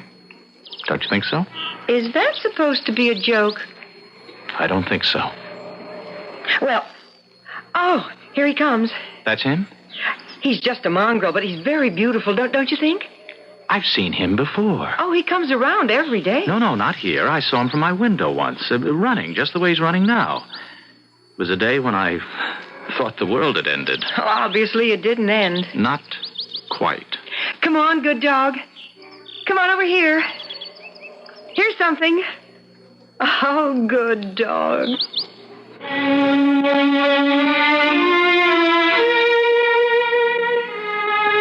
I saw the girl almost every day for the next few weeks.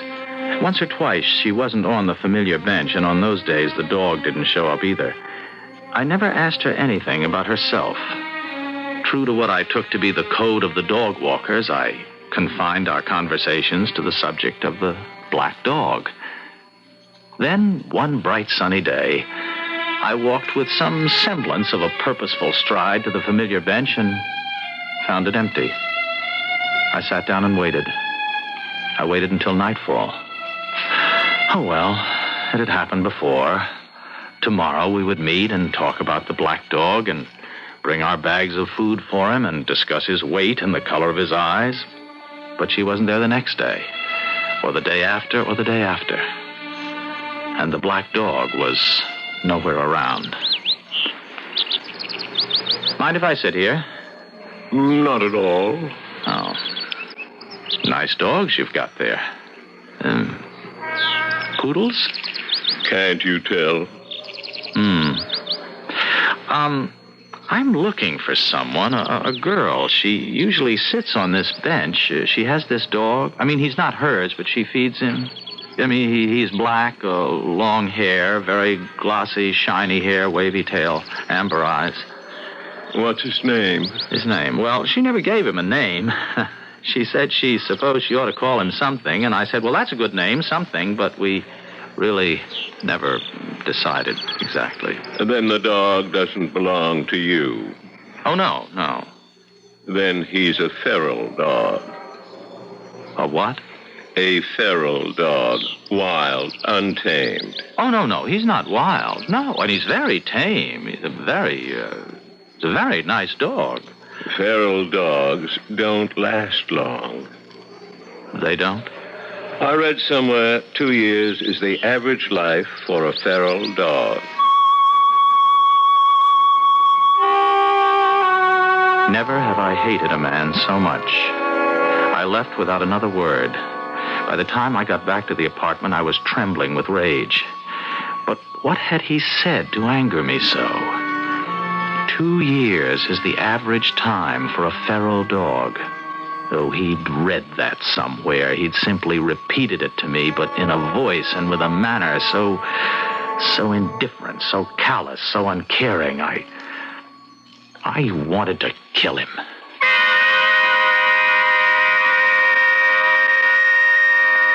I was in the park the next morning almost as soon as it was light.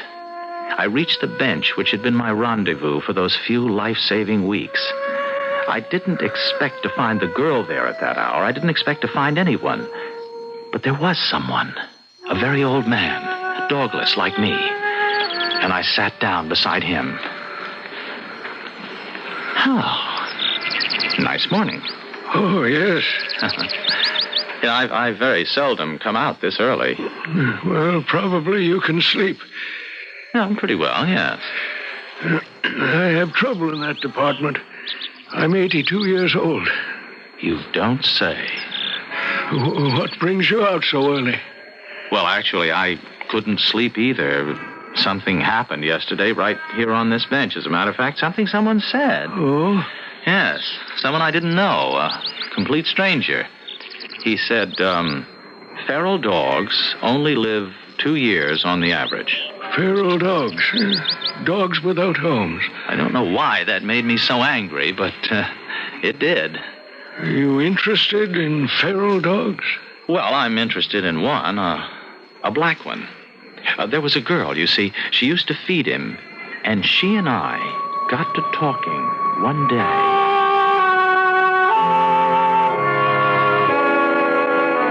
I told him the whole thing, the whole trivial story. He didn't seem bored. He seemed quite interested, even concerned. Well, I know that girl. You do? Oh, what happened to her? Why doesn't she come around anymore? She got married. She got married? I think they moved upstate somewhere. He got a job up there. Oh. Well, I don't know why I'm surprised. There's no reason in the world why she shouldn't get married, only, well, I guess I got into the habit of meeting her and feeding the dog. I guess I thought it would go on forever. That was silly of me. It got to be a habit. Well, sort of. No, it was more than that. You see, I met her, and through her I met the dog at a kind of crucial time in my life. Mm-hmm. Something happened to me. Well, a lot of things happened to me, all at once when I least expected it. Least expected them, I mean, any of them, and, well, certainly not all of them. And then it happened, and that was the worst of all. I'm sorry. I must sound all mixed up. I must sound crazy. That's all right. I'll try to straighten it out. That is, if you're interested. Oh, I've got all day if it takes that long. Well, I don't think it'll... On the other hand, I don't know. It might. Well, it's a nice day. It all started when I was in Rome, and I got a cable that my father was very ill. By the time I got here, he was dead. It all came spilling out. He'd nod once in a while and say, oh, yes, or, mm-hmm. Never anything more than that. And I went on and on. I'm not sure I was coherent all the time, or any of the time, but I didn't care. I talked on and on. You see, these were all the things I'd wanted, things I'd craved, things I thought would make my life happy and complete and everything like that. And here I had them. And not just had them, but the promise of more to come, more money, more books, more women, more fame. I don't know, more everything. I see. And I didn't want it. I mean, I didn't not want it. That's not what I'm trying to say. I don't mean I wanted to give it all up and go live in a cave like some old monk. But you did go and live in a cave. What? A 13-room cave. You're dead. And you're in hell. Didn't you know people could die before their deaths and go to hell? Well, I must say, I didn't know that. Oh, yes. Happens all the time. It's what religions are all about. All of them. And all philosophies and all faiths. They're all defenses against dying before your death and going to hell. Nowadays, some people call it depression and go to psychiatrists. Has it happened to you? Of course. Or how could I know all about it? There's a way out, though. You can work your way back, though it's difficult. How? How? Tell me. Well, in everything you've said, Something seems to be missing. Now, that part about your father's death, you told me you didn't feel anything. I think you felt a lot. Only it wasn't what you wanted to feel, or thought you should feel. But I felt nothing. Well, you felt so much you couldn't sort it out and let it come clear. No matter what your father was to you at age 33, there was a time when your father was God. Strong, brilliant, kind and compassionate. Everything God is said to be. And then, little by little, he didn't seem to be God anymore. He became just a man with limitations. But I don't think you've ever forgiven him for changing into something else. How do you know all this, if it's true? Well, I know I've disappointed my own sons. And my father disappointed me. Excuse me, will you? Oh, certainly. I think I just saw something. And I had a black body streaking across the hill. I wanted to call to him. I wanted him to join me. I started to run after him. I was so desperate for his company. I ran and ran, trying to emulate his free and easy stride. And in the back of my throat, the word was forming. Something, something. And finally, I shouted it out loud. Something, something. Magically, he stopped. His ears pricked up. His head turned and his amber eyes fixed on me. I stopped too, and we looked at each other. Then slowly he started toward me while I stood trembling a little and murmuring, "Something?" He broke into a trot, and I said a little louder, "Something, something, come." And he lowered his head and started to run towards me. I felt tears start in my eyes, and a wash of feeling swept over me. A feeling that could only be hope. Hope that I would find my way out of hell and back into life.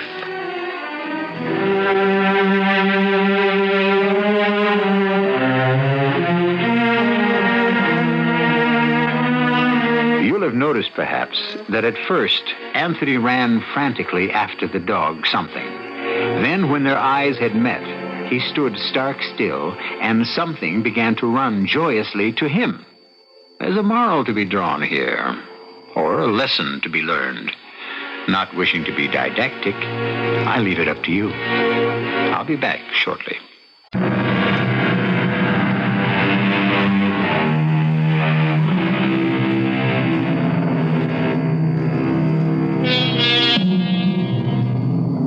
I believe I said at the very start that you were to hear a success story, didn't I? Or did I say simply that it would be a story about success? Well, no matter. Now that we've reached the end, it seems to me it was either the one or the other, and probably it was both. Our cast included William Redfield, Cork Benson, Joan Shea, and Dan Acco. The entire production was under the direction of Hyman Brown. Until next time, pleasant dreams.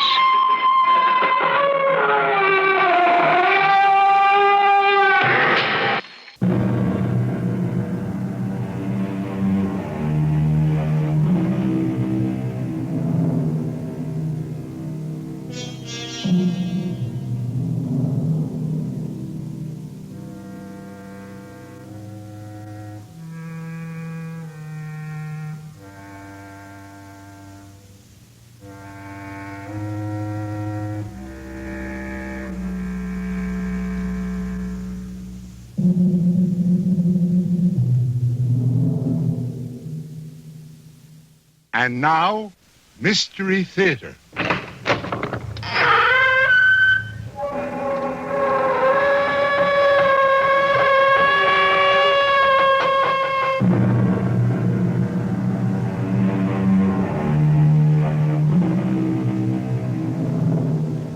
Come in.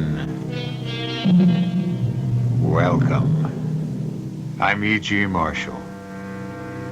Welcome It's such a nice, evocative word, isn't it? Makes one think of love, of friendship, and kindness, of joyful reunions. But I'm sorry to say that our little theater doesn't usually deal with such pleasant topics. We prefer murder, mayhem, and mischief of all kinds. So that's why this story is called Welcome for a Dead Man. It's about a reunion and a man named Harry Beggs, a very special man with a very special problem. Go away, kid. Go away and leave me alone. Everybody knows what you did, Harry. You killed that factory cop and you got life for it. Only you made yourself a model prisoner. I gotta go now, kid. Where did you bury that money, Harry? There isn't any money. You might as well tell me, because if you don't, you'll be seeing me for the rest of your life.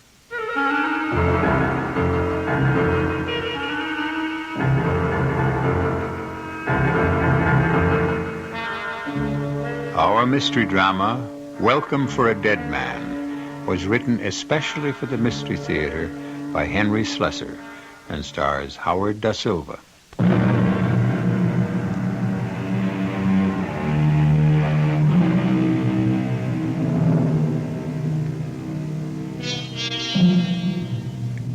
Let me show you a picture postcard.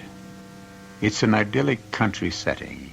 The trees are tall and green, and the surrounding hills are gently curved. In the distance, you can see the turrets of some gray stone building that might be somebody's ancestral home. But if you were to come closer and recognize that structure for what it is, you would probably shudder silently and move on. Because prisons affect people that way. And this place is one of them. But for at least one of the long-time residents, this is a very important day. Come on in, Harry. Sit down, sit down. Yes, sir. Didn't you hear me? I said sit down. Yeah, sure. There is no part of my job I like better than this. Seeing you men leave this place. Yes, sir. Especially men like you, Harry. Men who have served long sentences, stayed out of trouble, and went out clean. How long's it been, Harry? You got the record right there. Well, I'm sure you know the exact time a lot better than I do. Yes, sir, I know the exact time. 21 years, 1 month, 3 days. I'll bet you can tell me the hour if you wanted to. Whatever you say, Ward. Oh, come on, Harry, cheer up. You don't look like a man who's facing the greatest day of his life. Now, you've got a lot of living ahead of you. Now, I just hope you know that. Not me. Oh, of course you do. You're only 50. 50's not old these days. Plenty of men get new starts in life at your age. It's too late for that, Warden. What? I'm a dead man. Oh, nonsense, Harry. I died in the joint 10 years ago. You just forgot to bury me. I don't like that kind of talk. Yeah, but it's the truth. I'm dead. I'm a corpse. In a brand new suit and $20 in my pocket. It's just enough for a cheap coffin, maybe. I don't like that. I don't like it at all. Whatever you say, Warden. You've got a family, haven't you? No. Oh, don't talk bull to me, my friend. Now, I've got the records right here. Just as you said, you've got a wife and a child. You're wrong. Oh, all right. All right, now, I know she wasn't much on visiting. But she will be out there now waiting for you. No, nobody's waiting for me. Except maybe the elephants. The what? Nothing. You said something about elephants. What did you mean? Nothing, Warden. Just a little joke. Well, I've got a joke for you, Biggs. Now, you walk out of this place feeling the way you do, acting this way, and you know what's going to happen to you? No, sir. You will be right back here. And you wouldn't be the first I've said goodbye to one day and hello to the next. Now, do you understand me? Whatever you say, Warden. Oh, all right, I'll get the hell out of here. Yes, sir. Oh, Beggs. One more thing. Yes, sir. If you are going to pull another robbery, steal something smaller the next time, and don't shoot anybody doing it. I'll remember that, Warden.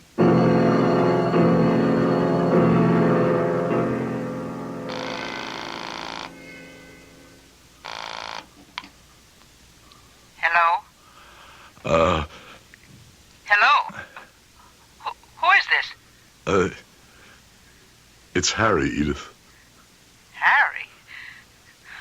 Well, what do you know? What is this? That they're letting you people make phone calls now? I'm out, Edith. Out? How do you mean, out? That's it. Out of prison, paroled. You gotta be kidding. I'm in a phone booth at the bus station right now. I had to break the 20 they gave me to make this call. I didn't even know if you'd be at the same number. I'm at the same everything. Nothing ever changes for me. Harry, how could you be out serving life? I told you. Parole. They reviewed my case again. They decided it was time. Not because you told them anything. I had nothing to tell nobody. You know what I mean. About the money. They stopped asking me about that 10 years ago, Edith. If you had come to visit me, I would have told you that. I can't believe it. I never thought I'd live to see the day. The day's here, Edith. Only now what? How should I know? Somebody's got to tell me. Oh, leave us alone, Harry, all right? Go find your friends, your old friends. My friends are all gone. There's none of them left.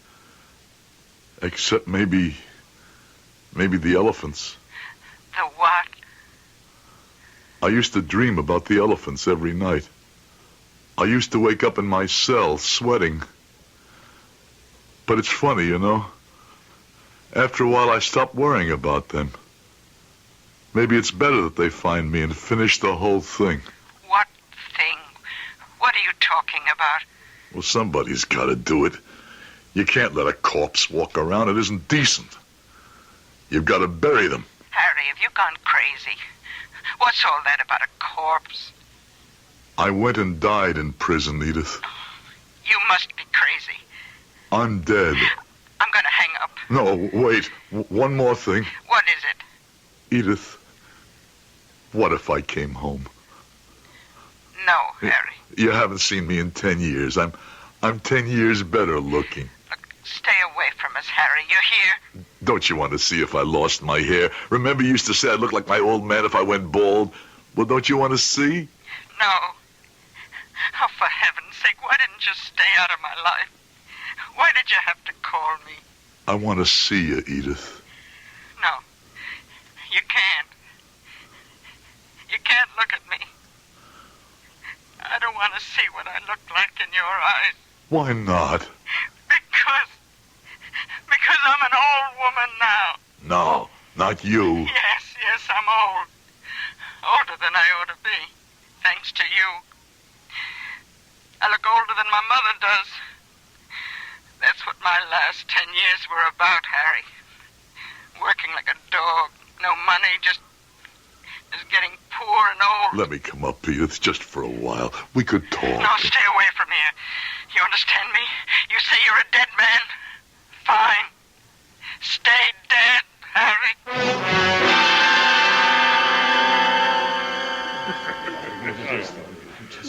Here's your change, Mac.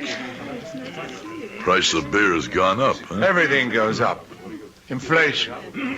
Yeah, we heard about it. Even inside. Want something else? I got all I can handle. Okay, pal. Just yell if you want anything. Can I buy a drink? Huh? I said, can I buy you a drink? What for? Why, just for the heck of it. What else? No, I seen you sitting around there all alone, looking like you could use a friendly word, so here I am. And what's the friendly word? Well, drink, of course. Come on, name it. Come on. Now, what makes a guy like you want to buy somebody like me a drink. Why don't you wait until some nice chick comes into the joint? I mean, if you still call them chicks. Yeah, we still call them chicks. It's what you said, the bartender. What did I say? Well, I heard you say to him about being inside. Now, look, he is a nice, clean guy, and maybe he doesn't know from that kind of talk. But me, I know a few things. Tell me just one. Inside means the joint. Am I right? Could be. You sitting there with that suit on? Look at the creases in that suit. They're like broken cardboard. You ever wear a suit like this? Oh, no, not me. The only time they had me in a slammer, I walked out 2 days later in my own hard Schaffner and Marks. And that's all, huh? You must be lucky. Well, I like to think I'm smart. Okay, so you're smart. Only now I'll be smart, too, and get out of here. I'm not used to alcohol. One drink, huh? All right. One more beer. Okay. Hey, Maxie, 2 beers, and we'll take them over here to the table. What's wrong with the bar? The table's more private. Come on. Okay, since you're buying. It's better, isn't it, huh? Well, now we can talk. Sure. Only about what? Well, let's talk about you. Now, how long you been on the street? This is the first day. Oh, are you kidding me? First day. Well, ain't that something, huh? Well, this really is a day to celebrate, you know. We ought to be having some champagne, huh? beers. Thanks. Hey, listen, I didn't get your name. Mine's Roy. My name's Harry. Well, here's good luck to you, Harry. Thanks. Sure. And here's hoping you get everything you want out of life. Oh, boy, you deserve it after all those years. I didn't say how long I was in stir. No, you didn't say. How long was it, Harry? How old are you, Roy? Me? 23. You were still eating baby food when I went in. No, kid. Well, that's a real shame. All those years wasted. Yeah. I bet you thought about this day a lot, huh? I used to think about it. Then I stopped. Oh, come on. Don't kid me. I bet you made plans. I mean big plans. No. Well, what about women? Bet you thought plenty about women, huh? Like I said, I was locked up only a few days, and that was all I could think about. Even that stops. Everything stops when you die. Huh? Well, what's that about dying? Nothing. Oh. Well, here's to you, Harry. Here's to your future. Hey, you're not drinking. I'm not thirsty anymore, I guess.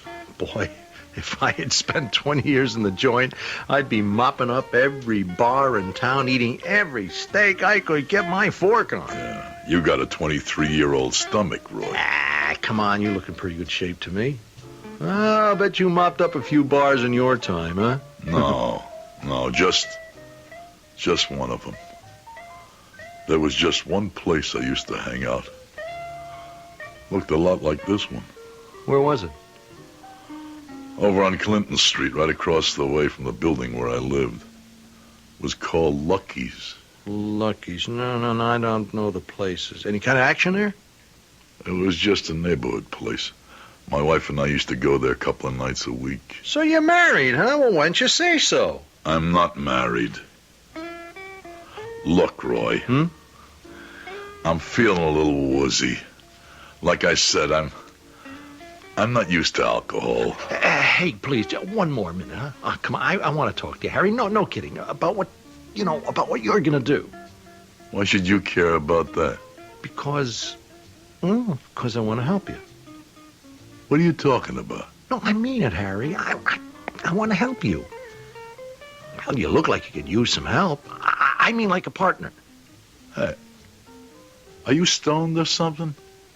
What would I need a partner for? Oh, you know, Harry. No, tell me. The money, Harry. What? The 50 grand. Well, you're going to need help getting it. You know that. Good Lord. Don't look at me like that, Harry. You're an elephant. What? I never would have figured you for one of them. I've been waiting for one of you to show up, but I never figured a 23-year-old kid. What do you mean, elephant? The ones that wouldn't forget me. Not even after 20 years. And so Harry Beggs, who calls himself a dead man, has met a man he calls an elephant. Definitely an odd couple. But what will become of their encounter?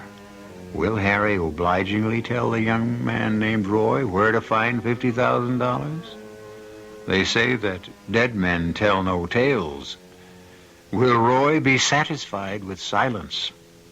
We'll find out in just a moment when I return with Act Two.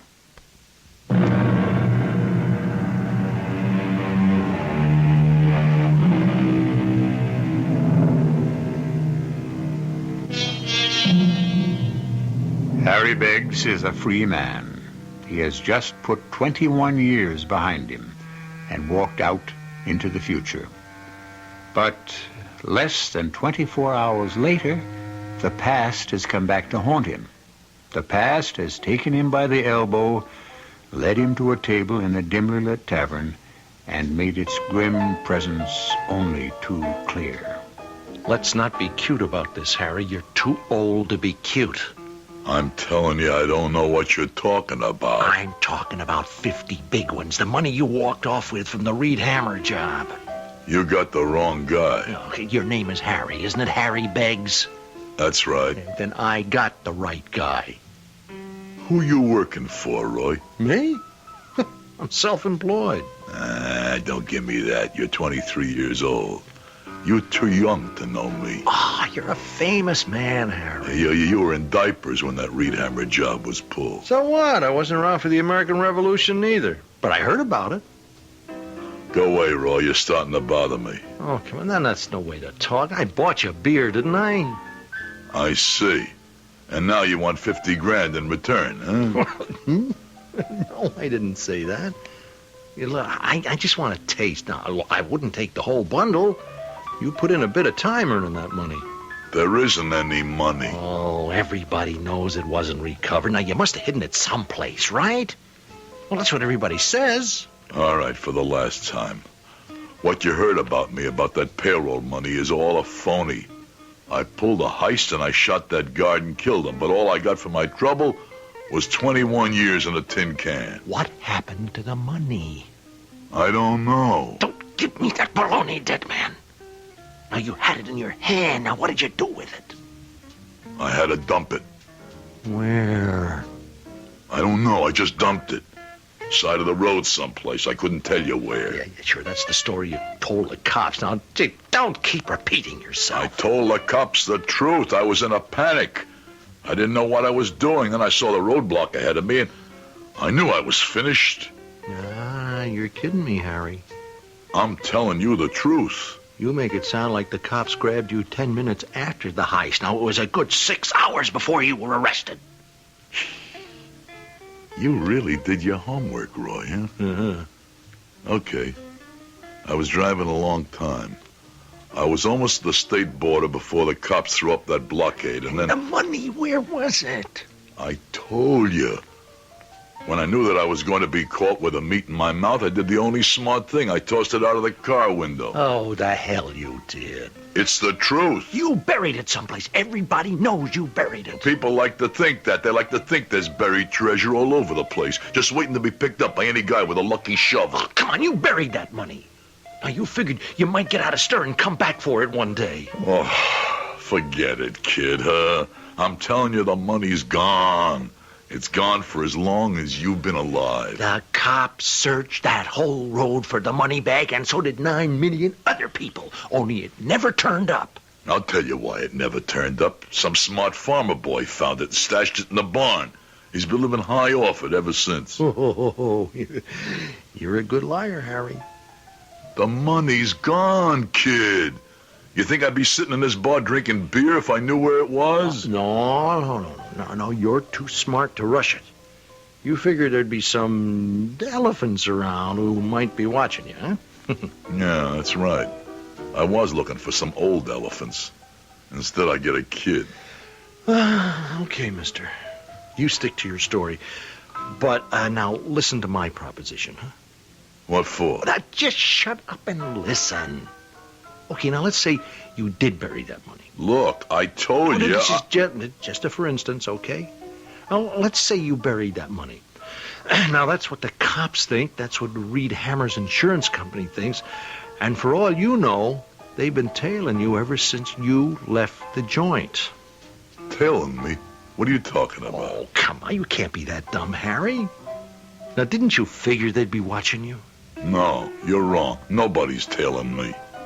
How do you know? Because it's crazy. Because it's 21 years. The money is still good. All right. So what's this proposition you're talking about? It's a sweet deal for you, Harry. No, I mean it. It's a way for you to get your 50 grand without any trouble at all. I see. All I have to do is tell you where it is. Hey, that's right. You see? You're not so dumb. And you're not so smart if you think I'd do that. But it's the only way to go, Harry. You can't dig it up yourself. Now, even if you stay on ice for 6 months, you'll never be sure some fuzz isn't sticking on you. Or maybe one of your old elephant friends. You'll never know if you'll wind up with a shovel in your hand or a bullet in your neck. Go on. But if you didn't pick up that bag yourself, I mean, if you didn't do the digging, but had somebody do it for you, somebody who you could trust. Meaning you, I suppose, huh? Yeah, now you got it, Harry. Look, I'll do it for you. And guess what? All I'll take for my trouble is 20%. Is that all? Yeah, 10,000. It'll be worth it to you, believe me. You won't run any risks at all. No risk, huh? What would stop you from taking the whole thing? You just have to trust me, Harry. I got an honest face, don't I? Go away, Roy. Go away and take your cat pistol with you. I don't want to see that honest face of yours again. But you're gonna see it, Harry. If you don't make a deal with me, you're gonna be seeing it all the time. Now, everywhere you go, in every mirror you pass. You intend to follow me around? Yeah, for as long as it takes. Sooner or later, you'll have to dig it up. You'll have to. What if I get someone else to do it for me? Right, you'll still have to receive it. And I'll be there. Me and my cat pistol. Now, what do you say? Are you gonna be sensible? All right, Roy. Hey, well now. All right.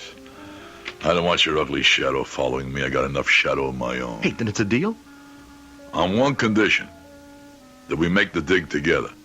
But what if we're being tagged by one of your elephants? I'm sure they're all in that graveyard. But I won't let you dig the bag up by yourself. Something tells me you don't trust me, Harry. That's right, Roy. I never trust anybody under 30.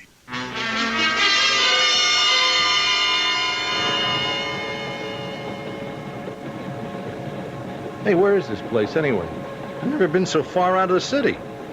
It's called Purdy's Landing. Real country stuff, huh? Well, I didn't know you were a country boy, Harry. When I was a kid. Is that what gave you the idea? I mean, the stash, you know what, out here? You talk too much, Roy. I know where the bag is, but it's 21 years ago. Someone else might know, too. Well, how do we get to this place? We get off the train, then we get a taxi.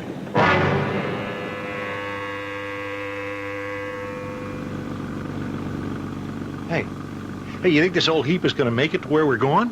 Who's that? I said, where did you get this pile of junk? Out of a car museum? Always gets where it wants to go. Now, what was that again? I told you. The Cobbin Farm on Edge Road. Never heard of Cobbin Farm. Heard of Edge Road, but never heard of any Cobbin around here. Well, just take us to the road. Seems to me you got the wrong place, mister. There was a family named Calvin lived down the road about 20 years ago. Well, they must have moved then. I've been living around here about 15 years now and never heard of them. But I guess things change. Yeah, that's right. Things change.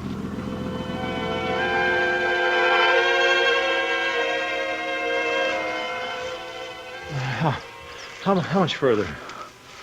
Not much. Well, you said that 20 minutes ago. When we first got into these dumb woods. We'll come to the clearing soon. How do you know we're in the right place, huh? You think I could forget it? You think I could put a suitcase with 50 grand on the ground and forget where? Well, let's go then. Let's go. There. There's the embankment. I remember that. I remember I could see the top of the silo from this spot. It was painted red then. Yeah, I guess the color got worn off. Yeah, and I'm getting worn out, so come on, hurry up. Keep looking for the stone I told you about. Okay. The big black stone. If the sun was shining, you'd see it all sparkle like diamonds. I don't see anything like that. Oh, it's here someplace. Even 20 years wouldn't touch that old stone. Looked like a fist coming out of the earth. Hey, is that it? Over there. Yeah, that's it. That's the stone. Where's the money? 3 paces from it. 3 paces to the nearest tree. Damn. What is it? The tree's gone. What? The tree, I remember. It must have fallen or something. Yeah, but this is the spot. It has to be the one. What do we have to do? Dig up the whole clearing? No. We won't have to dig it all because there's the other rock, the one I put over the payroll bag. Where? By that stump. That must have been the old tree. Yeah, I remember rubbing my hand on that old tree and telling it I'd be back. I didn't know it would take me 21 years. Come on, let's go.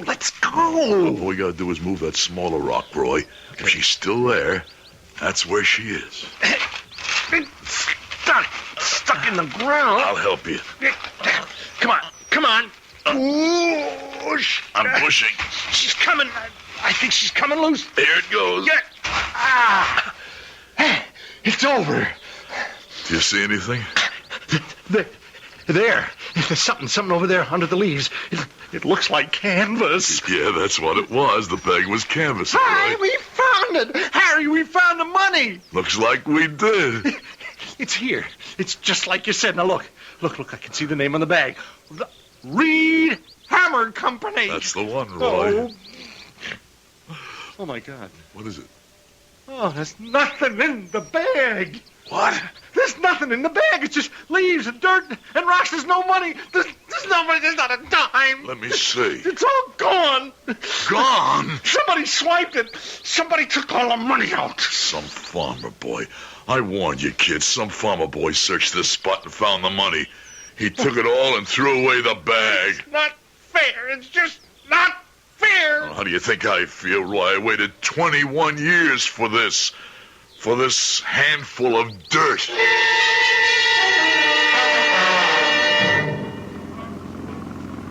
What happened to that young fella come up with you? He's not with me anymore. He decided to take the train back to the city. And you really want to go to the old country graveyard, huh? That's right. Now, what do you want with that place, if you don't mind my asking? I want to find something there. Tombstone? That's right. Someone in your family? Someone who used to be very close to me. I see. Sort of sentimental journey. I say something funny? I was just thinking about a joke. A very funny joke.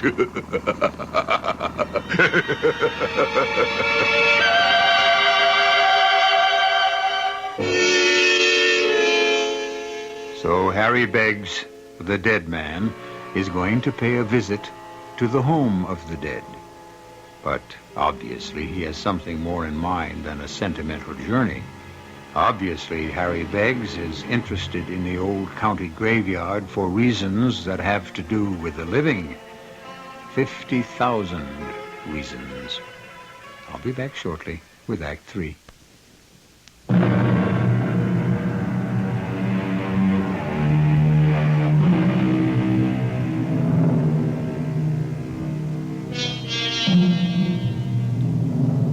Harry Beggs spent almost an hour alone in the county cemetery at Purdy's Corner. His taxi driver waited patiently at the foot of the hill, gently dozing in rehearsal for the night that was rapidly approaching. And when he saw his customer again, he seemed suddenly transformed. You might almost say that the dead man had come to life. Hello? Edith, it's Harry again. Oh, for heaven's sake, what are you bothering me for? I've got to talk to you, Edith. It's important. Are you alone? Of course I'm alone. I'm always alone. Edith, listen carefully. I've got big news. I'm a rich man. What? I've got $50,000 in a paper bag. Are you crazy? I got it with me right here in this phone booth.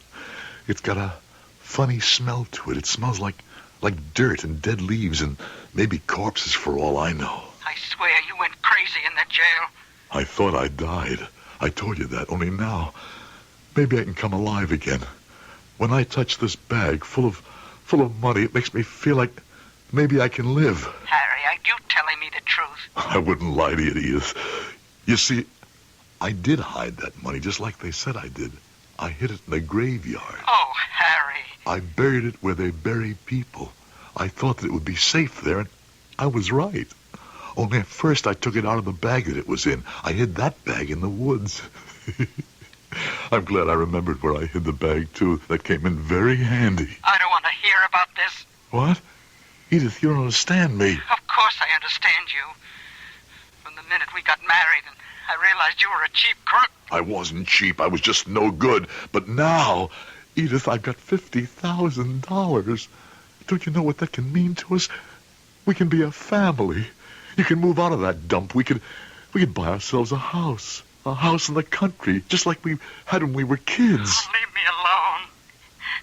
You sound just like you did then, when we first got married, 25 years ago. All those promises you made me, all about money, nothing but money. No, that was a dream. This is real. You wanted money more than you wanted me, Harry. You didn't want a family, a house in the country, nothing. Just that bag full of money. Oh, you... Well, I'm glad you got it. I hope you're very happy. No, Edith. Edith, don't hang up. Edith!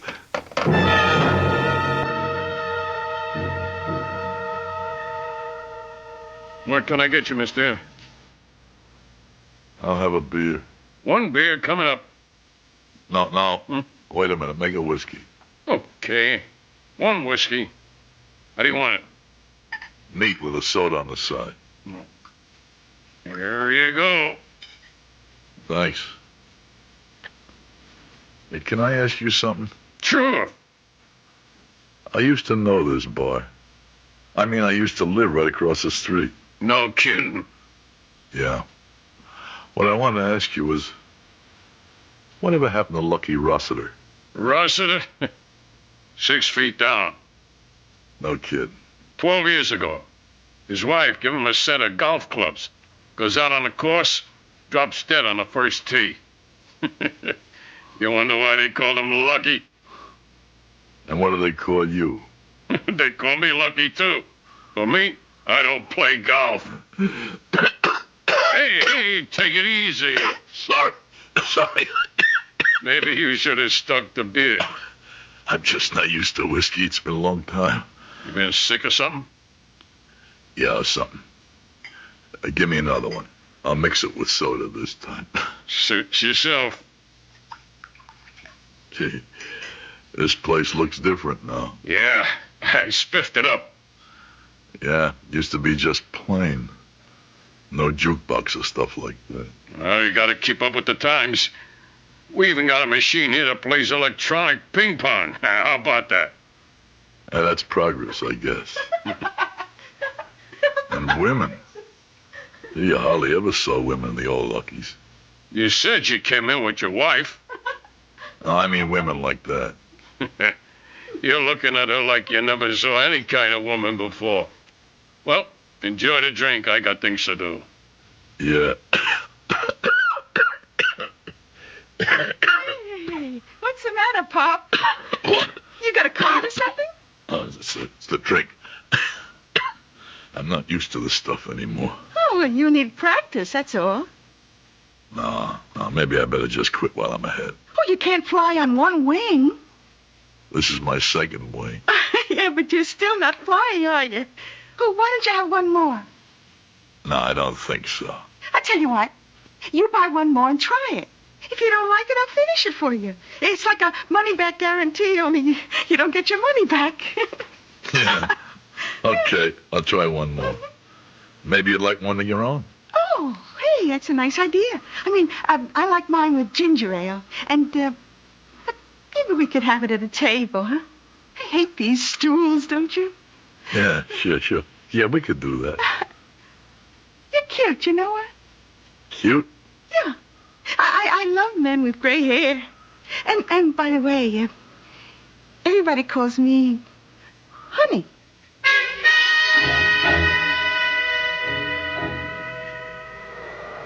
Hey, Mac. What? Wake up. The machine is still on. It's a vacuum cleaner. Huh? Oh, I thought it was the machine shop. I must have been dreaming. Yeah, you've been dreaming for a good half hour. Only this ain't a hotel. I have to close up. What time is it? It's after 1. Time to go home. Home? Come on, you had a good time. Now let's pack it in. Yeah, I'm going. Where's my bag? What? The paper bag I had with me. What bag? I had it with me on my lap at the bar. I took it with me to the table. Don't look at me, mister. It's gone. It's gone. I didn't see any bag. If you're accusing me... That girl I was with, the one who works here. No girl works here, fella. You got the wrong idea the kind of place I run. Please don't fool around. What did you do with it? Where's that girl? She called herself Honey. Mister, I'll tell you this once more. I didn't see your lousy paper bag. Please. And no girl works here. And if you got rolled by somebody, that's your business, not mine. No, you're lying on me. You're lying. Huh? That does it. That really does it. I don't care if you knew old Lucky Rossiter. You're getting out of here, pal. Please. You're either getting out on your feet or on your tail. Now you take your choice. All right, I'm going.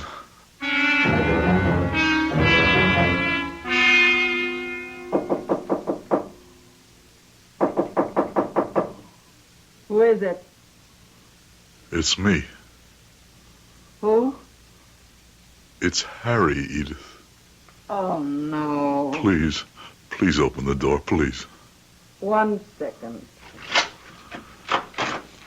Edith. Oh, I was afraid you'd do this. I was afraid you'd just show up. Let me come in, please. Oh, you look terrible. You look sick, Harry. I never would have recognized you. Can I come in? You're not even looking at me. Why don't you, Harry? Why don't you see the mess I am? Oh, all right. Come inside. Oh, so you didn't go bald. No, just gray. Edith, I'm in trouble. Trouble? You? A rich man like you? Something happened to the money. The cops weren't following you. Harry, you didn't let the cops know you were digging it up. No, nobody followed me. There was this one kid I told you about, but I got rid of him. I fooled him. He won't bother me again. But the money, the 50,000, it's gone. What do you mean, gone? I got drunk.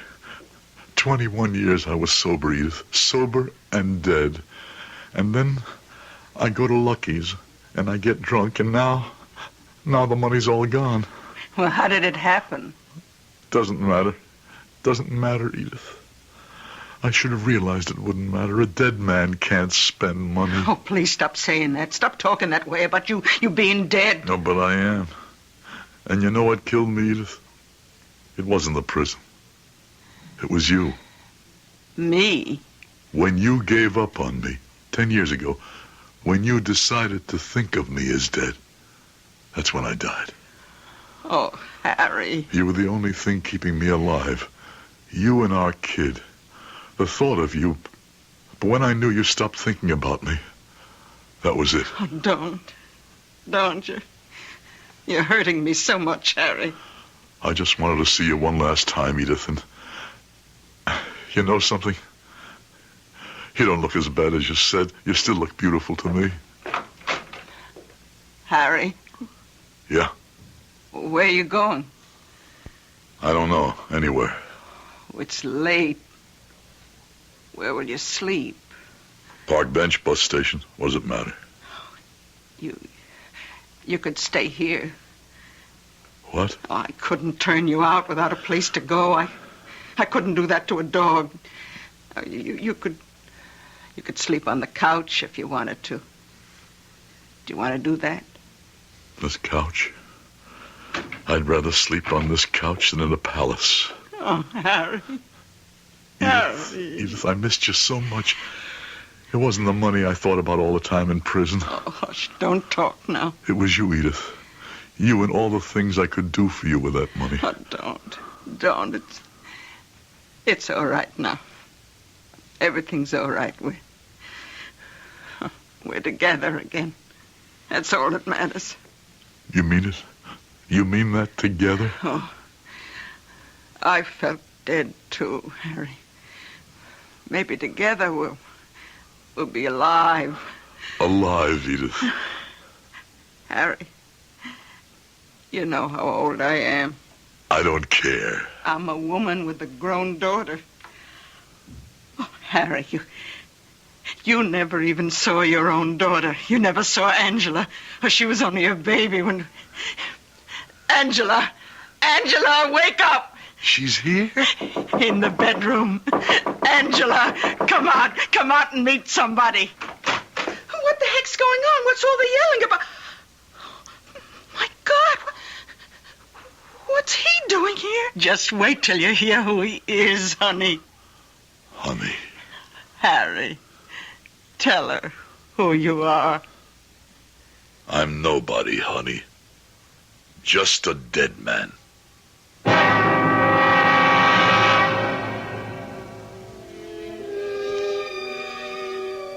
That's the trouble with the past. It seems to be sleeping peacefully, and then sometimes it wakes up and stares us in the face, filling the present with horror. We hope we've added a little horror to your life. I'll be back in a moment.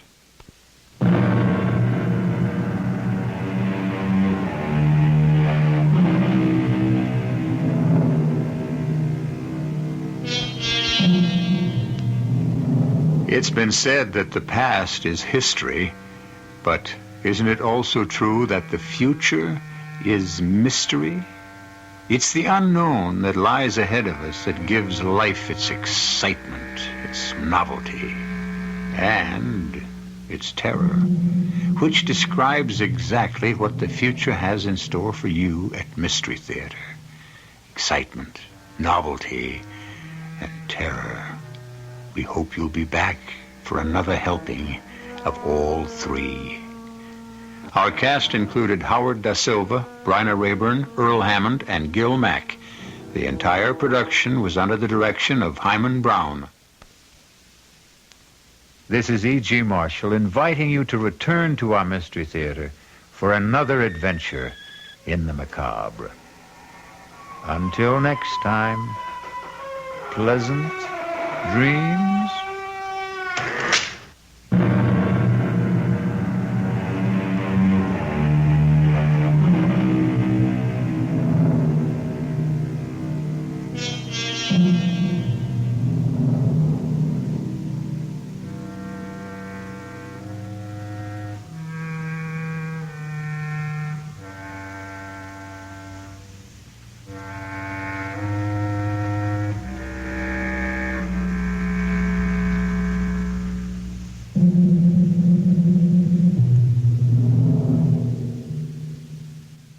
And now, Mystery Theater.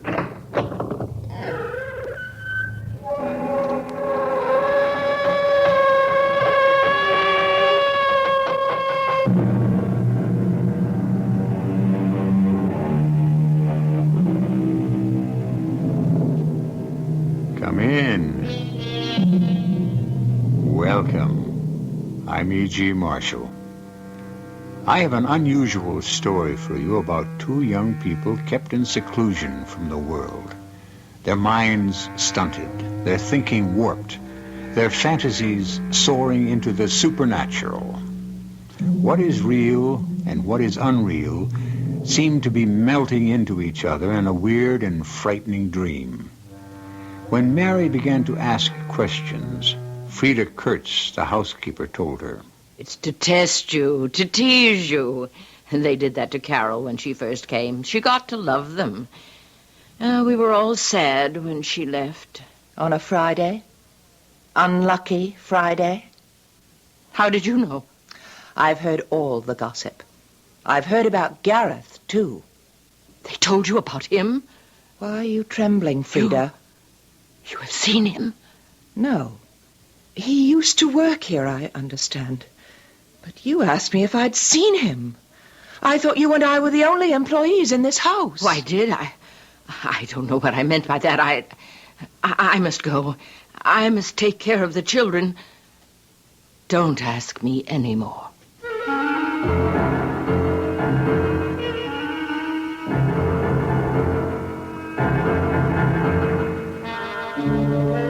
Our mystery drama, Circle of Evil, was written especially for Mystery Theater by Sidney Sloan and stars Marion Seldes and Christopher Tabori.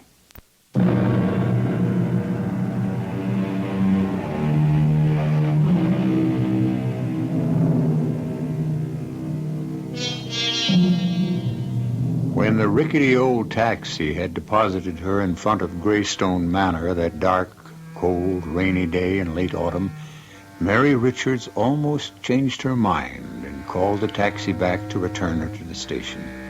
There was something ominous about the big, ugly Victorian house. It was too much like the illustrations she remembered from the gruesome fairy tales of her childhood. When she had dragged her heavy suitcases to the top of the stone steps, she stopped. She was suddenly gripped by a nameless fear, a crippling fear of the unknown. However, after a moment, she made her way to the large oak door and rang the bell.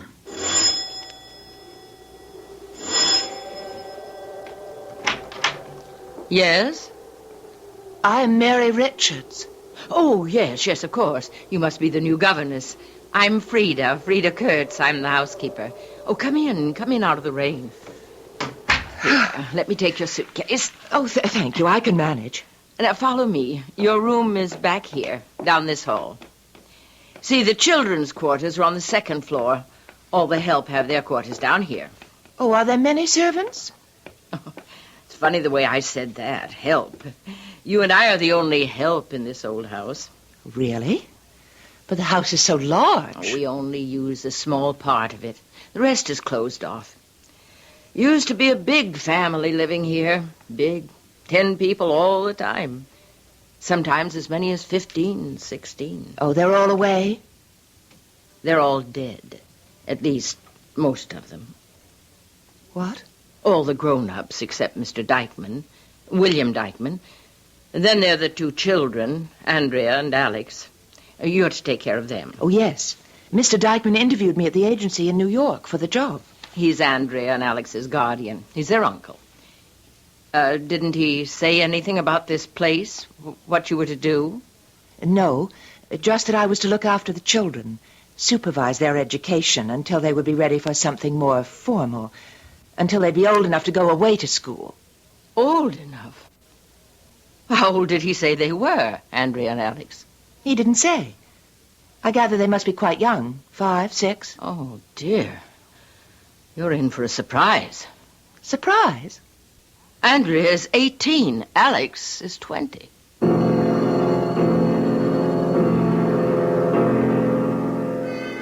So you're the new nanny, are you? I wonder if you're going to like it here. Oh, I think Oh, shut up, Alex. You mustn't mind him, Miss Richards. He's always like this at first. I like to play games. Don't you, Nanny? Hide and seek, that's my favorite. In this house, there are so many good places to hide. You'd never be found till it was too late. Alex, stop it. Now, stop it, please. I'll stop. I'll stop it for good. That'll make you happy. Bye, Andrea. Bye, Nanny. Oh, please forgive him. He's not always rude, Miss Richards. You'll get to like him in time. In time? Well, Carol Wicker did. At first she hated him. Carol Wicker? Well, she was the governess before you. She left? You might say that, Miss Richards. Look, may I call you Mary? It sounds so formal to call you Miss Richards. Oh, of course. Now, this Miss Wicker, how long did she stay? Oh, nearly 2 years. 1 year and 11 months. She left on a Friday. I always feel Fridays are unlucky, don't you, Mary? Well, no, not necessarily. Oh, Carol hated them. She would weep in her room on Fridays. What? Oh, not for the first few months. But later, she would weep in her room. She was in love. And he... Andrea, I wonder if you would mind changing the subject. Oh, of course, Mary. I didn't know. I didn't think that... Didn't think what? That you had met him. I don't know what you're talking about. Gareth. Gareth Nordway. Oh, he's very handsome. And she was very much in love with him. He has a way with the Please, ladies. Andrea, I do not wish to continue this. Oh? So you've met him, too? No, I haven't met him, and I don't wish to discuss this further. You'll meet him, Mary. You'll meet him.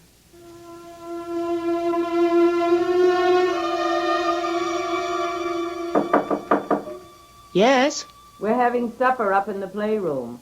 Wouldn't you like to come up and eat with the children? Come in, Mrs. Kurtz.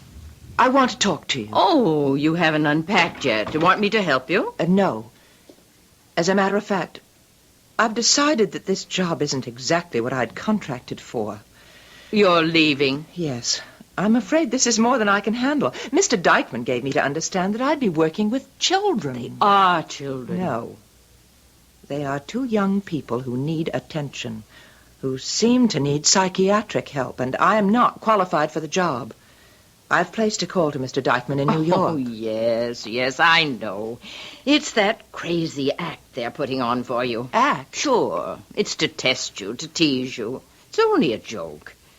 They did that to Carol when she first came, and she got to love them. We were all sad when she left. On a Friday? Unlucky Friday? Well, yes, how did you know? I've had all the gossip. I've heard about Gareth, too. They told you about him? Yes. Why are you trembling? Have you seen him? No. Does he work here? He used to. He was the chauffeur.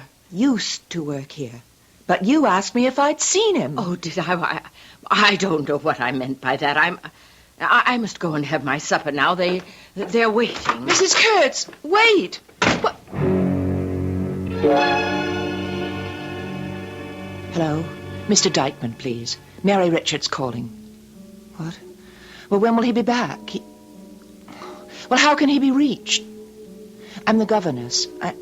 I mean, he hired me recently to take care of his niece and his nephew, and No. It's nothing to do with the salary. That's quite satisfactory. It's just that... When may I expect to hear from him? Well, if he doesn't call, I shall leave Greystone Manor on the 31st. That's 2 weeks and 3 days.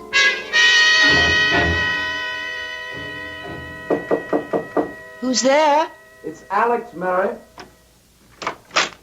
Yes, Alex? May I come in? Come in. You've locked yourself away from us here in your room. We haven't seen you for the last 2 days. Yes. Haven't you been well? There's nothing wrong with my health. Well, I hate to bring this up, but aren't you our governess? Shouldn't you be teaching us something? Something useful? That's what you're being paid for. Alex, if we're going to speak to each other at all, you'll have to drop this snide manner. Snide? Whatever do you mean? You're not a child. Neither is your sister, so stop this childish teasing. I shall only be here till the end of the month. You're leaving us? I accepted this job as a governess to take care of and teach young children. That's what I'm qualified to do. I'm not qualified to... Say it. Go on, Mary, say it. You think I'm mad, don't you? You think Andrea is too, don't you? I think... My uncle does too. That's why he keeps us here, away from the world. Why he hires governesses for us to take care of us. Why does he? Because he can't let the story come out. Too unsettling. Impossible. Scandalous. He's ashamed of us. I don't understand. Perhaps it's better that you don't. Alex? Alex, where are you? Oh, that's Frida. She's looking for me. Well, open the door and tell her where you are. No. Well, I will then. Mrs. Kurtz's here, and here with me. Oh, there you are, you naughty boy, hiding from Frida. Now come, we're having tea upstairs in the nursery, and I've baked your favorite, apple kuchen. No, I don't want any. I want to stay and talk with Mary. I've got things to explain to her. No, you come. I won't come. Don't force him if he doesn't want to. You stay out of this, miss. When I tell him to do something, he must do it. But I'm... And you are nothing here. I know all about your calling Mr. Dykeman, wanting to quit your job here, I know. I told you I was going to call. I wasn't concealing it. But he didn't speak with you, did he? Mr. Dykeman called me, told me what to do. Well, why didn't he answer my call to him? Because he wanted to talk to you in person. He's coming here to talk. And you will stay here until he comes.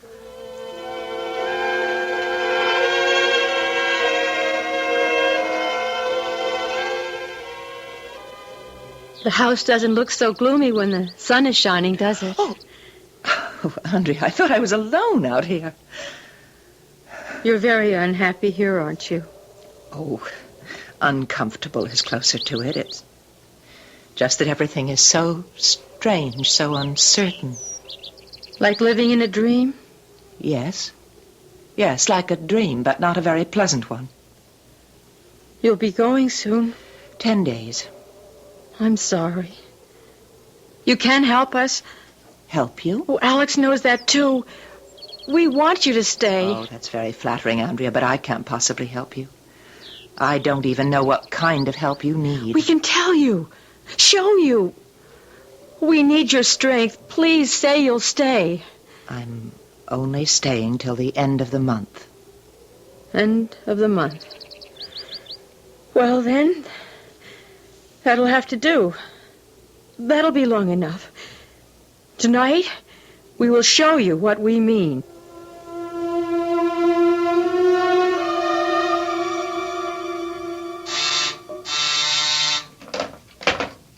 Hello?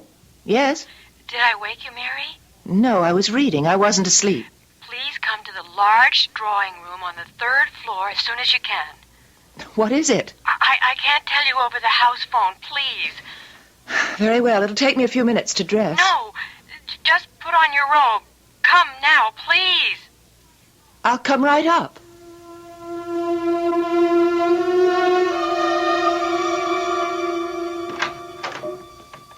Andrea? Andrea?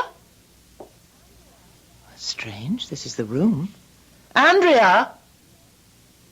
Perhaps she meant the room at the end of the hall. No, Mary.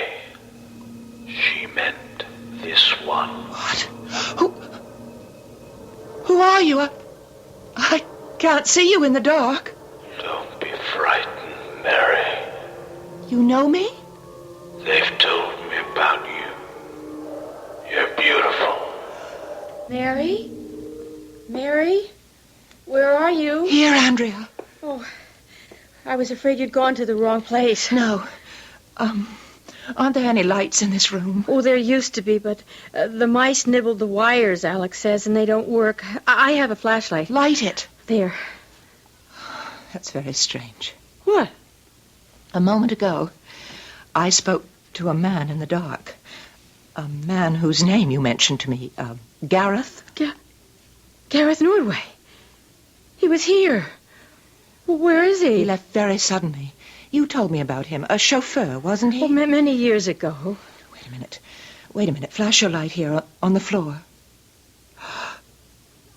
There are no footprints. No. The dust is heavy on the floor, and your footprints are plainly marked, as are mine. But none for Gareth. None. The dead do not leave footprints, Mary. I want an answer. I must have an answer. Just accept what you see, what you hear. Dead.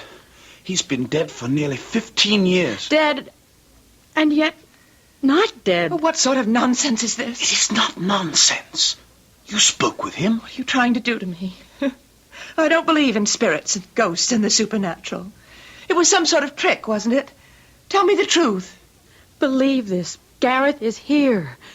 Possibly right in this room. No, I don't believe you. It's all in your minds. It's some morbid story that somebody told you when you were children. If this house frightens you and depresses you, why don't you run away from it? You don't have to stay. But we do. What? We cannot leave. He won't let us leave. He holds us. He keeps us here. It is part of his revenge. Revenge? Do you expect me to believe... Revenge for his murder. He says he was murdered. And he will not stop until all of us, all of our blood, are dead.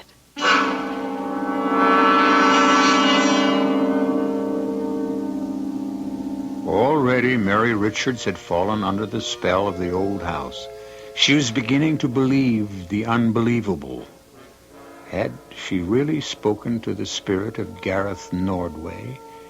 Or was this just a frightening thought conjured up by the strange young people who inhabit Greystone Manor? Perhaps we will find some of the answers in Act 2.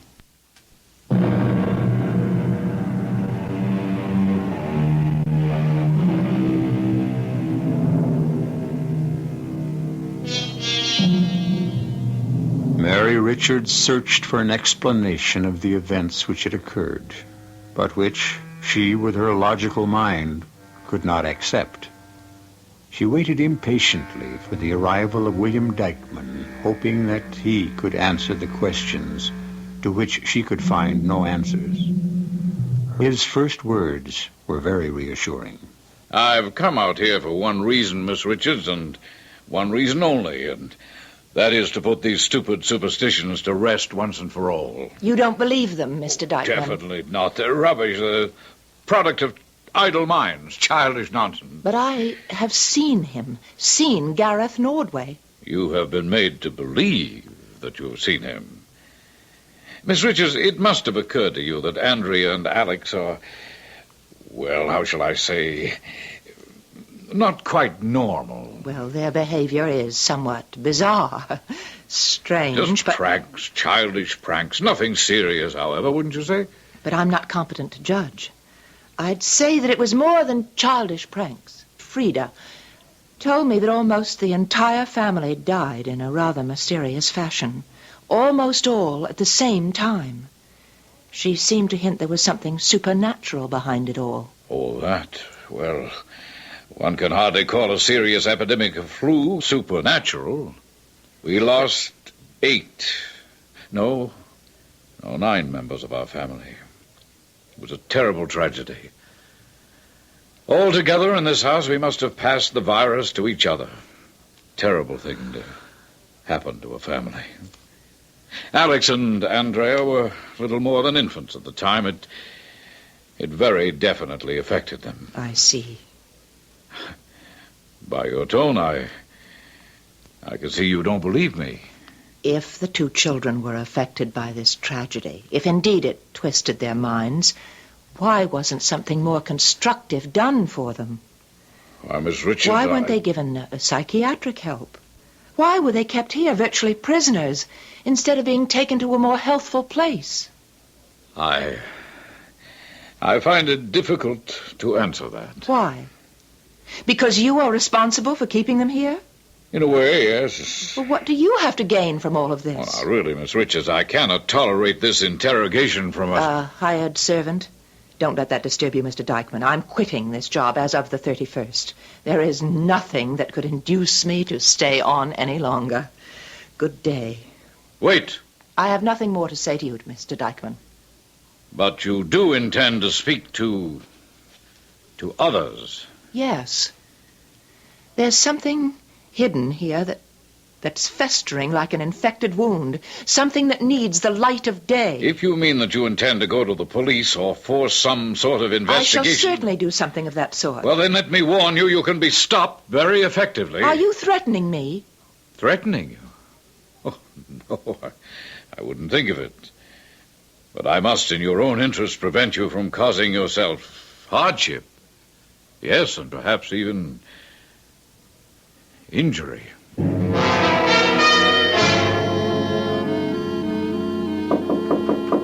Yes? It's Andrea. May I come in? Yes, of course. I don't want to bother you. Come in, come in. I was just reading. Was something troubling you? You look upset. I am. My uncle called earlier and spoke to Frida. He's hired another governess.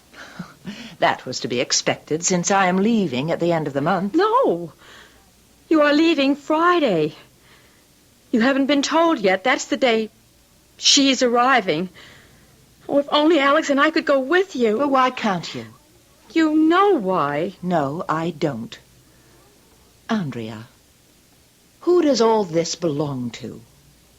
You mean this house? All, the house, the grounds, the money, the entire estate. Well, to Alex and me.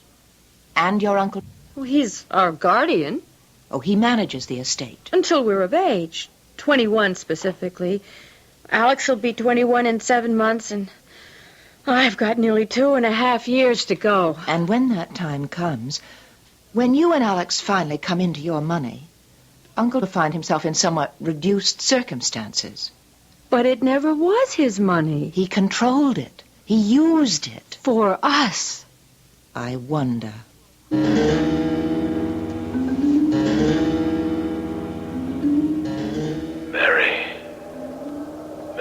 listen to me. I must speak to you, Mary. What? Who is... What? Mary, listen to me. Who's there? Who is it? Don't be frightened. I said don't scream. I will not harm you. I will let you speak if you promise not to scream again. Promise? Yes, yes. Good. Who are you? We have met before. Spoken before. Oh, yes, that voice. I remember Gareth. Gareth Nordway. I've seen you so many times. When you didn't know I was there. What do you want? I'm going to tell you something. And I want your help. Help? How can I help you? To right a wrong. A wrong done me many years ago. This is all a dream. I was a servant here. A chauffeur. A lonely unknown. No family, no home. Cynthia was 18. Beautiful. A member of the rich and snobbish Dykeman clan. But she didn't see me as the dirty stable boy. That's what Uncle William called me when he found out she loved me. And I loved her. Well, we ran away, and we were married. For one ecstatic month, we hid while they searched for us. When they found us, Cynthia was dragged back here. Unknown was planned.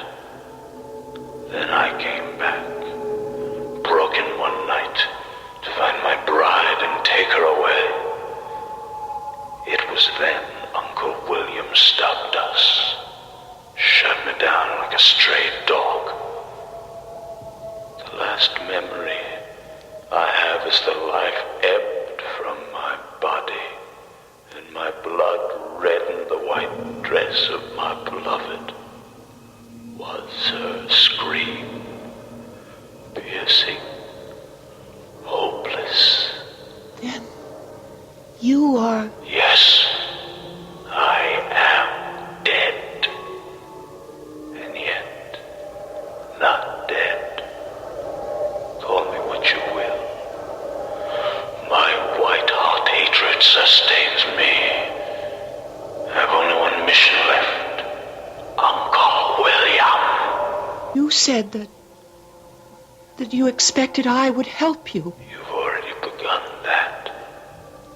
William fears you.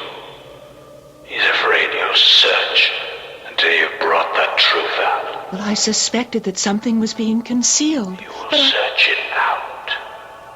Now you know. And you will. No. No. This is a dream. It's a dream. It's not happening. I'm asleep and it's only a dream.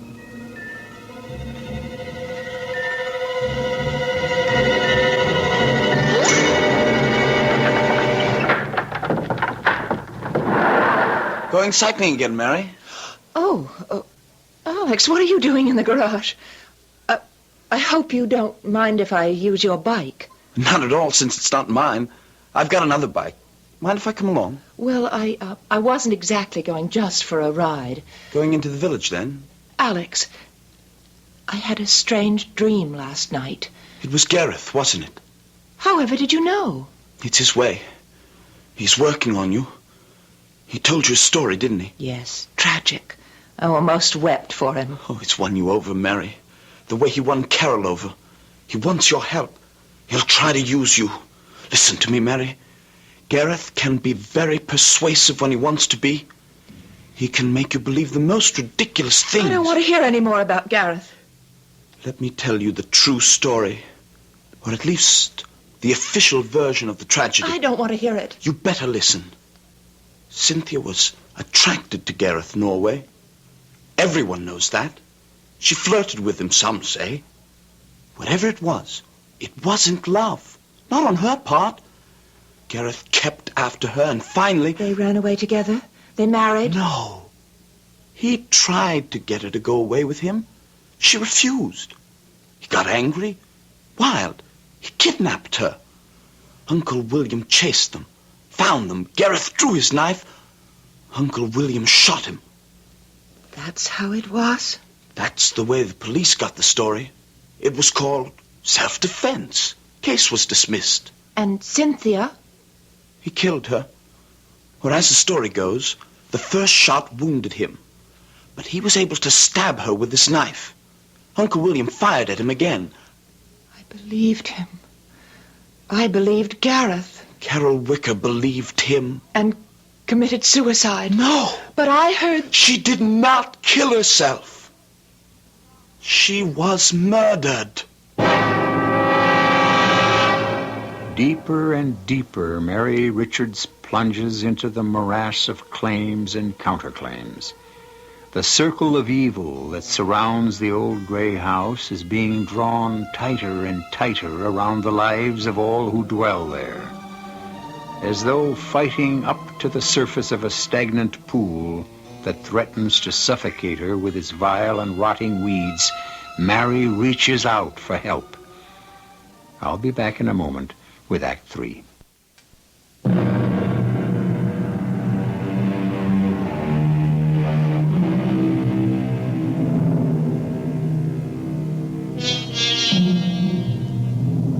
Mary Richards' sleep that night was filled with frightening dreams. Dreams of frustration in which she could not fight or defend herself from unknown and unnamed forces. She found herself slipping into a deep abyss, the sides of which afforded not the slightest foothold. Her fingers, clutching at the slimy walls, could grasp nothing. The next morning, clear and sunny, brought with it the resolution to take positive action, to reach out to the sane world outside for help. Hello. County Coroner's Office. Mr. Lascombe. My name is Mary Richards. I'm inquiring about the late Carol Wicker. No, I'm not a relative. Let's say that I'm a friend. Was a friend. Yes. Now, I've read your report on her death. I got the transcript from the Bureau of Records. Well, I'm just a bit confused. Your original opinion was that she might have been struck with a club or some other blunt instrument. But your final opinion was that her death was caused by an overdose of sleeping pills. Well, I was just wondering why you changed your mind. New evidence.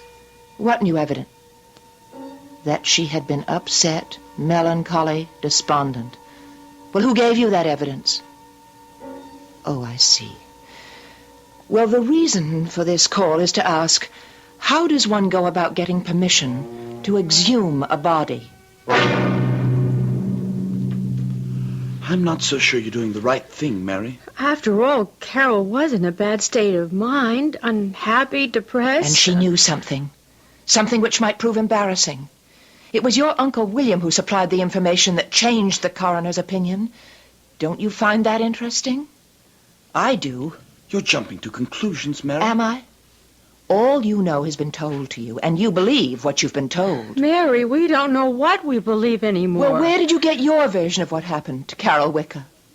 Frida told us. And who does Frida work for? Frida works for me, Miss Richards. Mr. Dykeman. Well, children. Now, are you going to greet Uncle William? Good afternoon, Uncle William. Uncle William. That's nice. Now, would you mind leaving the room? I should like to speak to Miss Richards in private. Anything you have to say had better be said in the presence of witnesses. Witnesses? Children? And I think you better stop referring to them as children. Oh, well, very well. They may stay. Now, may I ask the purpose of your call to the county coroner?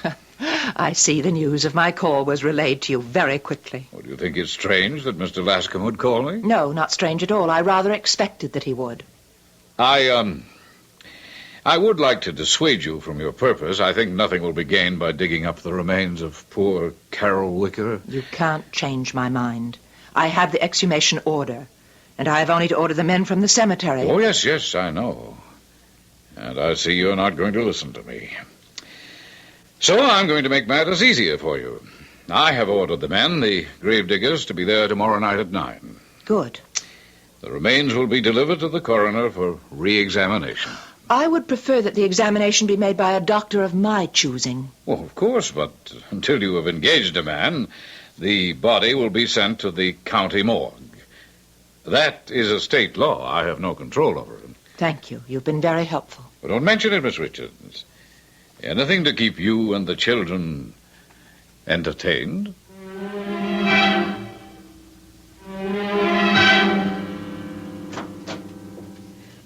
Is that you, Alex? Yes, Andrea. Where have you been? Upstairs, in the old part of the house. Looking for him? I thought he would want to speak to us. Are you certain that he can? That he... Are you beginning to have doubts? I don't know. Uncle William is going to have us committed. I heard him speaking with Frida. He said he'd had enough trouble. He doesn't care if the entire matter comes out. We're going to be locked up, treated as though we're insane. Isn't it possible, Alex, that we are? No, we're just frightened, afraid. Don't tell me that Gareth is just something I imagined. You've seen him too, spoke with him as I have. Yes, Alex. Carol saw him, spoke with him, Mary too. Isn't it possible that we, you and I, have conjured him up? Perhaps he's nowhere but in our minds. No, I'm not that mad. I'll not believe that. They can't lock me up. What is this? Still up? It is long past your bedtime. Now go to your room at once, children, or I will punish you both. Yes, Frida. We're going right now. Aren't we, Andrea?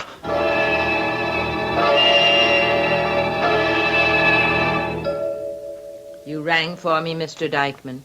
Oh, yes, Mrs. Coates. I just wanted to tell you what my plans are as they concern you and your future. Future? Well, you'll be well taken care of. I'm settling a substantial sum on you, a sort of a annuity. You're letting me go? Well, let us say that I'm retiring you. Oh, but this is so unexpected, so sudden. Mrs. Coates, as you know, the welfare of the children has been my prime consideration for many years. But I can take care of them. I can watch them. Of course, I'm not criticizing you. It's just that I have decided we can't do it any longer on this level. They are grown people now, no longer children. When am I to leave? Well, there's my car waiting in the driveway. If you hurry, we'll be able to have you catch the 11:20 train at the station. Yes, tonight. So soon. Yes, I will go. I will be ready. But first I say goodbye to my children. No. Under no circumstances are you to let them know that you're going. It would be very bad for them. Oh, yes. Yes, I will do as you say.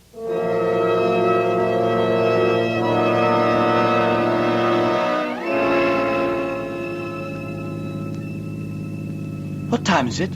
A little after 9, I think. 20 after 9. I checked my watch before we left. Andrea, do you know the man driving? No. But Uncle William said he would send a car for us. Probably some man from the village. I tried to speak to him. He didn't give me much of an answer. Just mumbled something about driving us to the cemetery. Is it very far from the house? That's it, just up ahead. Oh, this is it. We'll have to walk from here. Oh, driver, will you wait for us here? Follow me. I know where it is. Alex, don't run ahead. Wait for us. Come on. It isn't too far. I don't like being here, Mary. Neither do I. Oh, I recognize the area now. This is the Dykeman family plot. And Carol was buried just up ahead. Andrea! Mary, come quickly. Hurry. Come on, he sounds frightened. We're coming, Alex. Look. Oh, it's empty. The grave is empty. It was dug up. And the body removed. Oh, it's obvious that your Uncle William never intended to go through with the re-examination. But he never tried to block you. At least he said he never would. Why did he go through this whole business of digging up the body and bringing us here to see what he had done? The car! The car that brought us here! It's leaving! Stop! Wait! Stop! Save your breath, Alex. He won't stop. How are we to get back? You might ask that question of your Uncle William. Why, yes, that's an excellent suggestion, Miss Richards. But we must hurry. There isn't too much time left. Why did you take the body of Carol Wicker from her grave? I had 2 reasons, dearest nephew. One, I didn't want the body re-examined for obvious reasons. It really was murder, then. Not suicide, as the coroner's report says. Oh, my dear niece, you have an absolute genius for the obvious. Yes, the report is in error. Carol Wicker was murdered by you. As you have suspected for some time. Why did you kill poor Carol? She snooped around and snooped around until she came upon the truth. That your story of how Gareth died was a lie. Yes, I shot him down. I killed him. I don't believe in giving a rabid dog a chance to bite. You brought us here to make a confession of your crimes? I brought you here, Miss Richards, to tie up all the loose ends neatly. You're all going to die right here. No! No! No, Uncle William couldn't. Why us? What have we done to you? You stand in my way. The Dykeman money will be mine. You can't. You'll be discovered. By whom? There'll be no witnesses. No one will investigate your disappearance. Gareth, help us. Help us. He is your murderer. He's here. Oh, keep calling if you think it will do you any good. Gareth Nordway is dead and buried. He cannot help you. You wanted revenge. Here he is. The man who killed you. All right. Line up now. Line up as I'm telling you. Gareth, come now. I shall have to shoot you then where you'll stand and drag your bodies into the pit if you... Gareth, come, face your enemy. Gareth, save us. See, Miss Richards, they are stunted human beings, as I said. Wouldn't it be better to end it all and let them find peace? Poor, mad creatures. You are the madman. Perhaps. But I control the situation, and it shall be as I want it to be. You will all be dead and silent, and no one will be the wiser. No! No, please. No! I will stop you. I must stop you. Stand back, will you? Just move. I've got the gun. I've got it. Oh, you shot here. I'm... Quick. Alex, he's fallen He's shot! Alex! Alex! Oh. Did I stop him? Yes, Alex. He's dead. Gareth! Gareth, why didn't you help me? I did it. I was able to do it. I had to let you become a man, Alex. And have I, Gareth? Have I become a man? Why doesn't he answer me? He doesn't have to. You've proven yourself, Alex. You know the answer.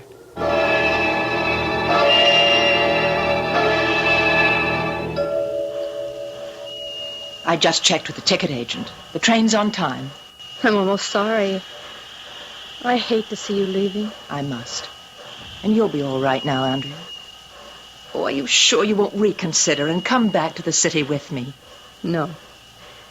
I've definitely decided to stay in the old house. So many memories. Well, if you ever change your mind, you know where and how to reach me. I know. The old house will be different now. It feels different. The gloom seems to have lifted and everything seems brighter. If only Alex... Now, you promised not to dwell on that. Yes, I'll keep my promise. But I wanted to say that I'm so proud. Yes, that's the word. So proud of him. He worried that he was weak and ineffectual. But when the time came to be strong, he met the test. I have a feeling. I know that if I stay in Greystone, I will see him again. He'll be there always.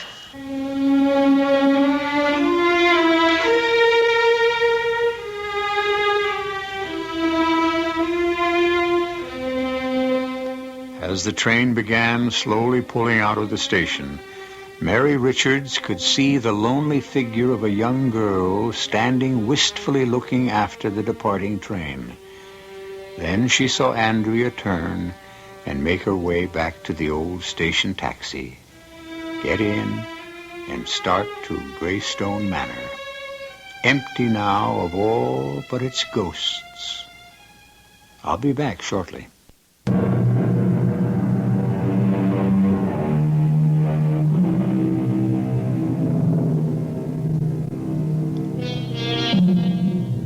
What is real and what is unreal? It's a question which has troubled man since he began to reason. Some say the answer can be found in our primeval fear of the dark, a carryover from our early days on this earth. There are others who believe that there are forces beyond our comprehension, forces which control us, guide us into good or evil. What do you think?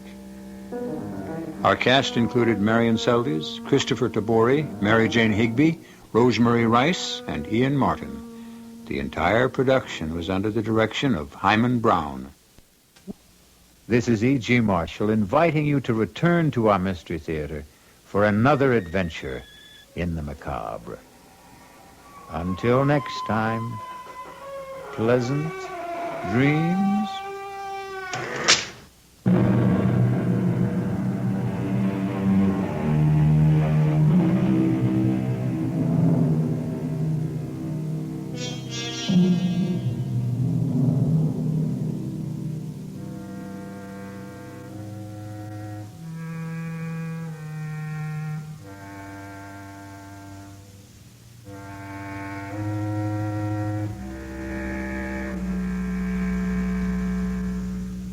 Mm-hmm.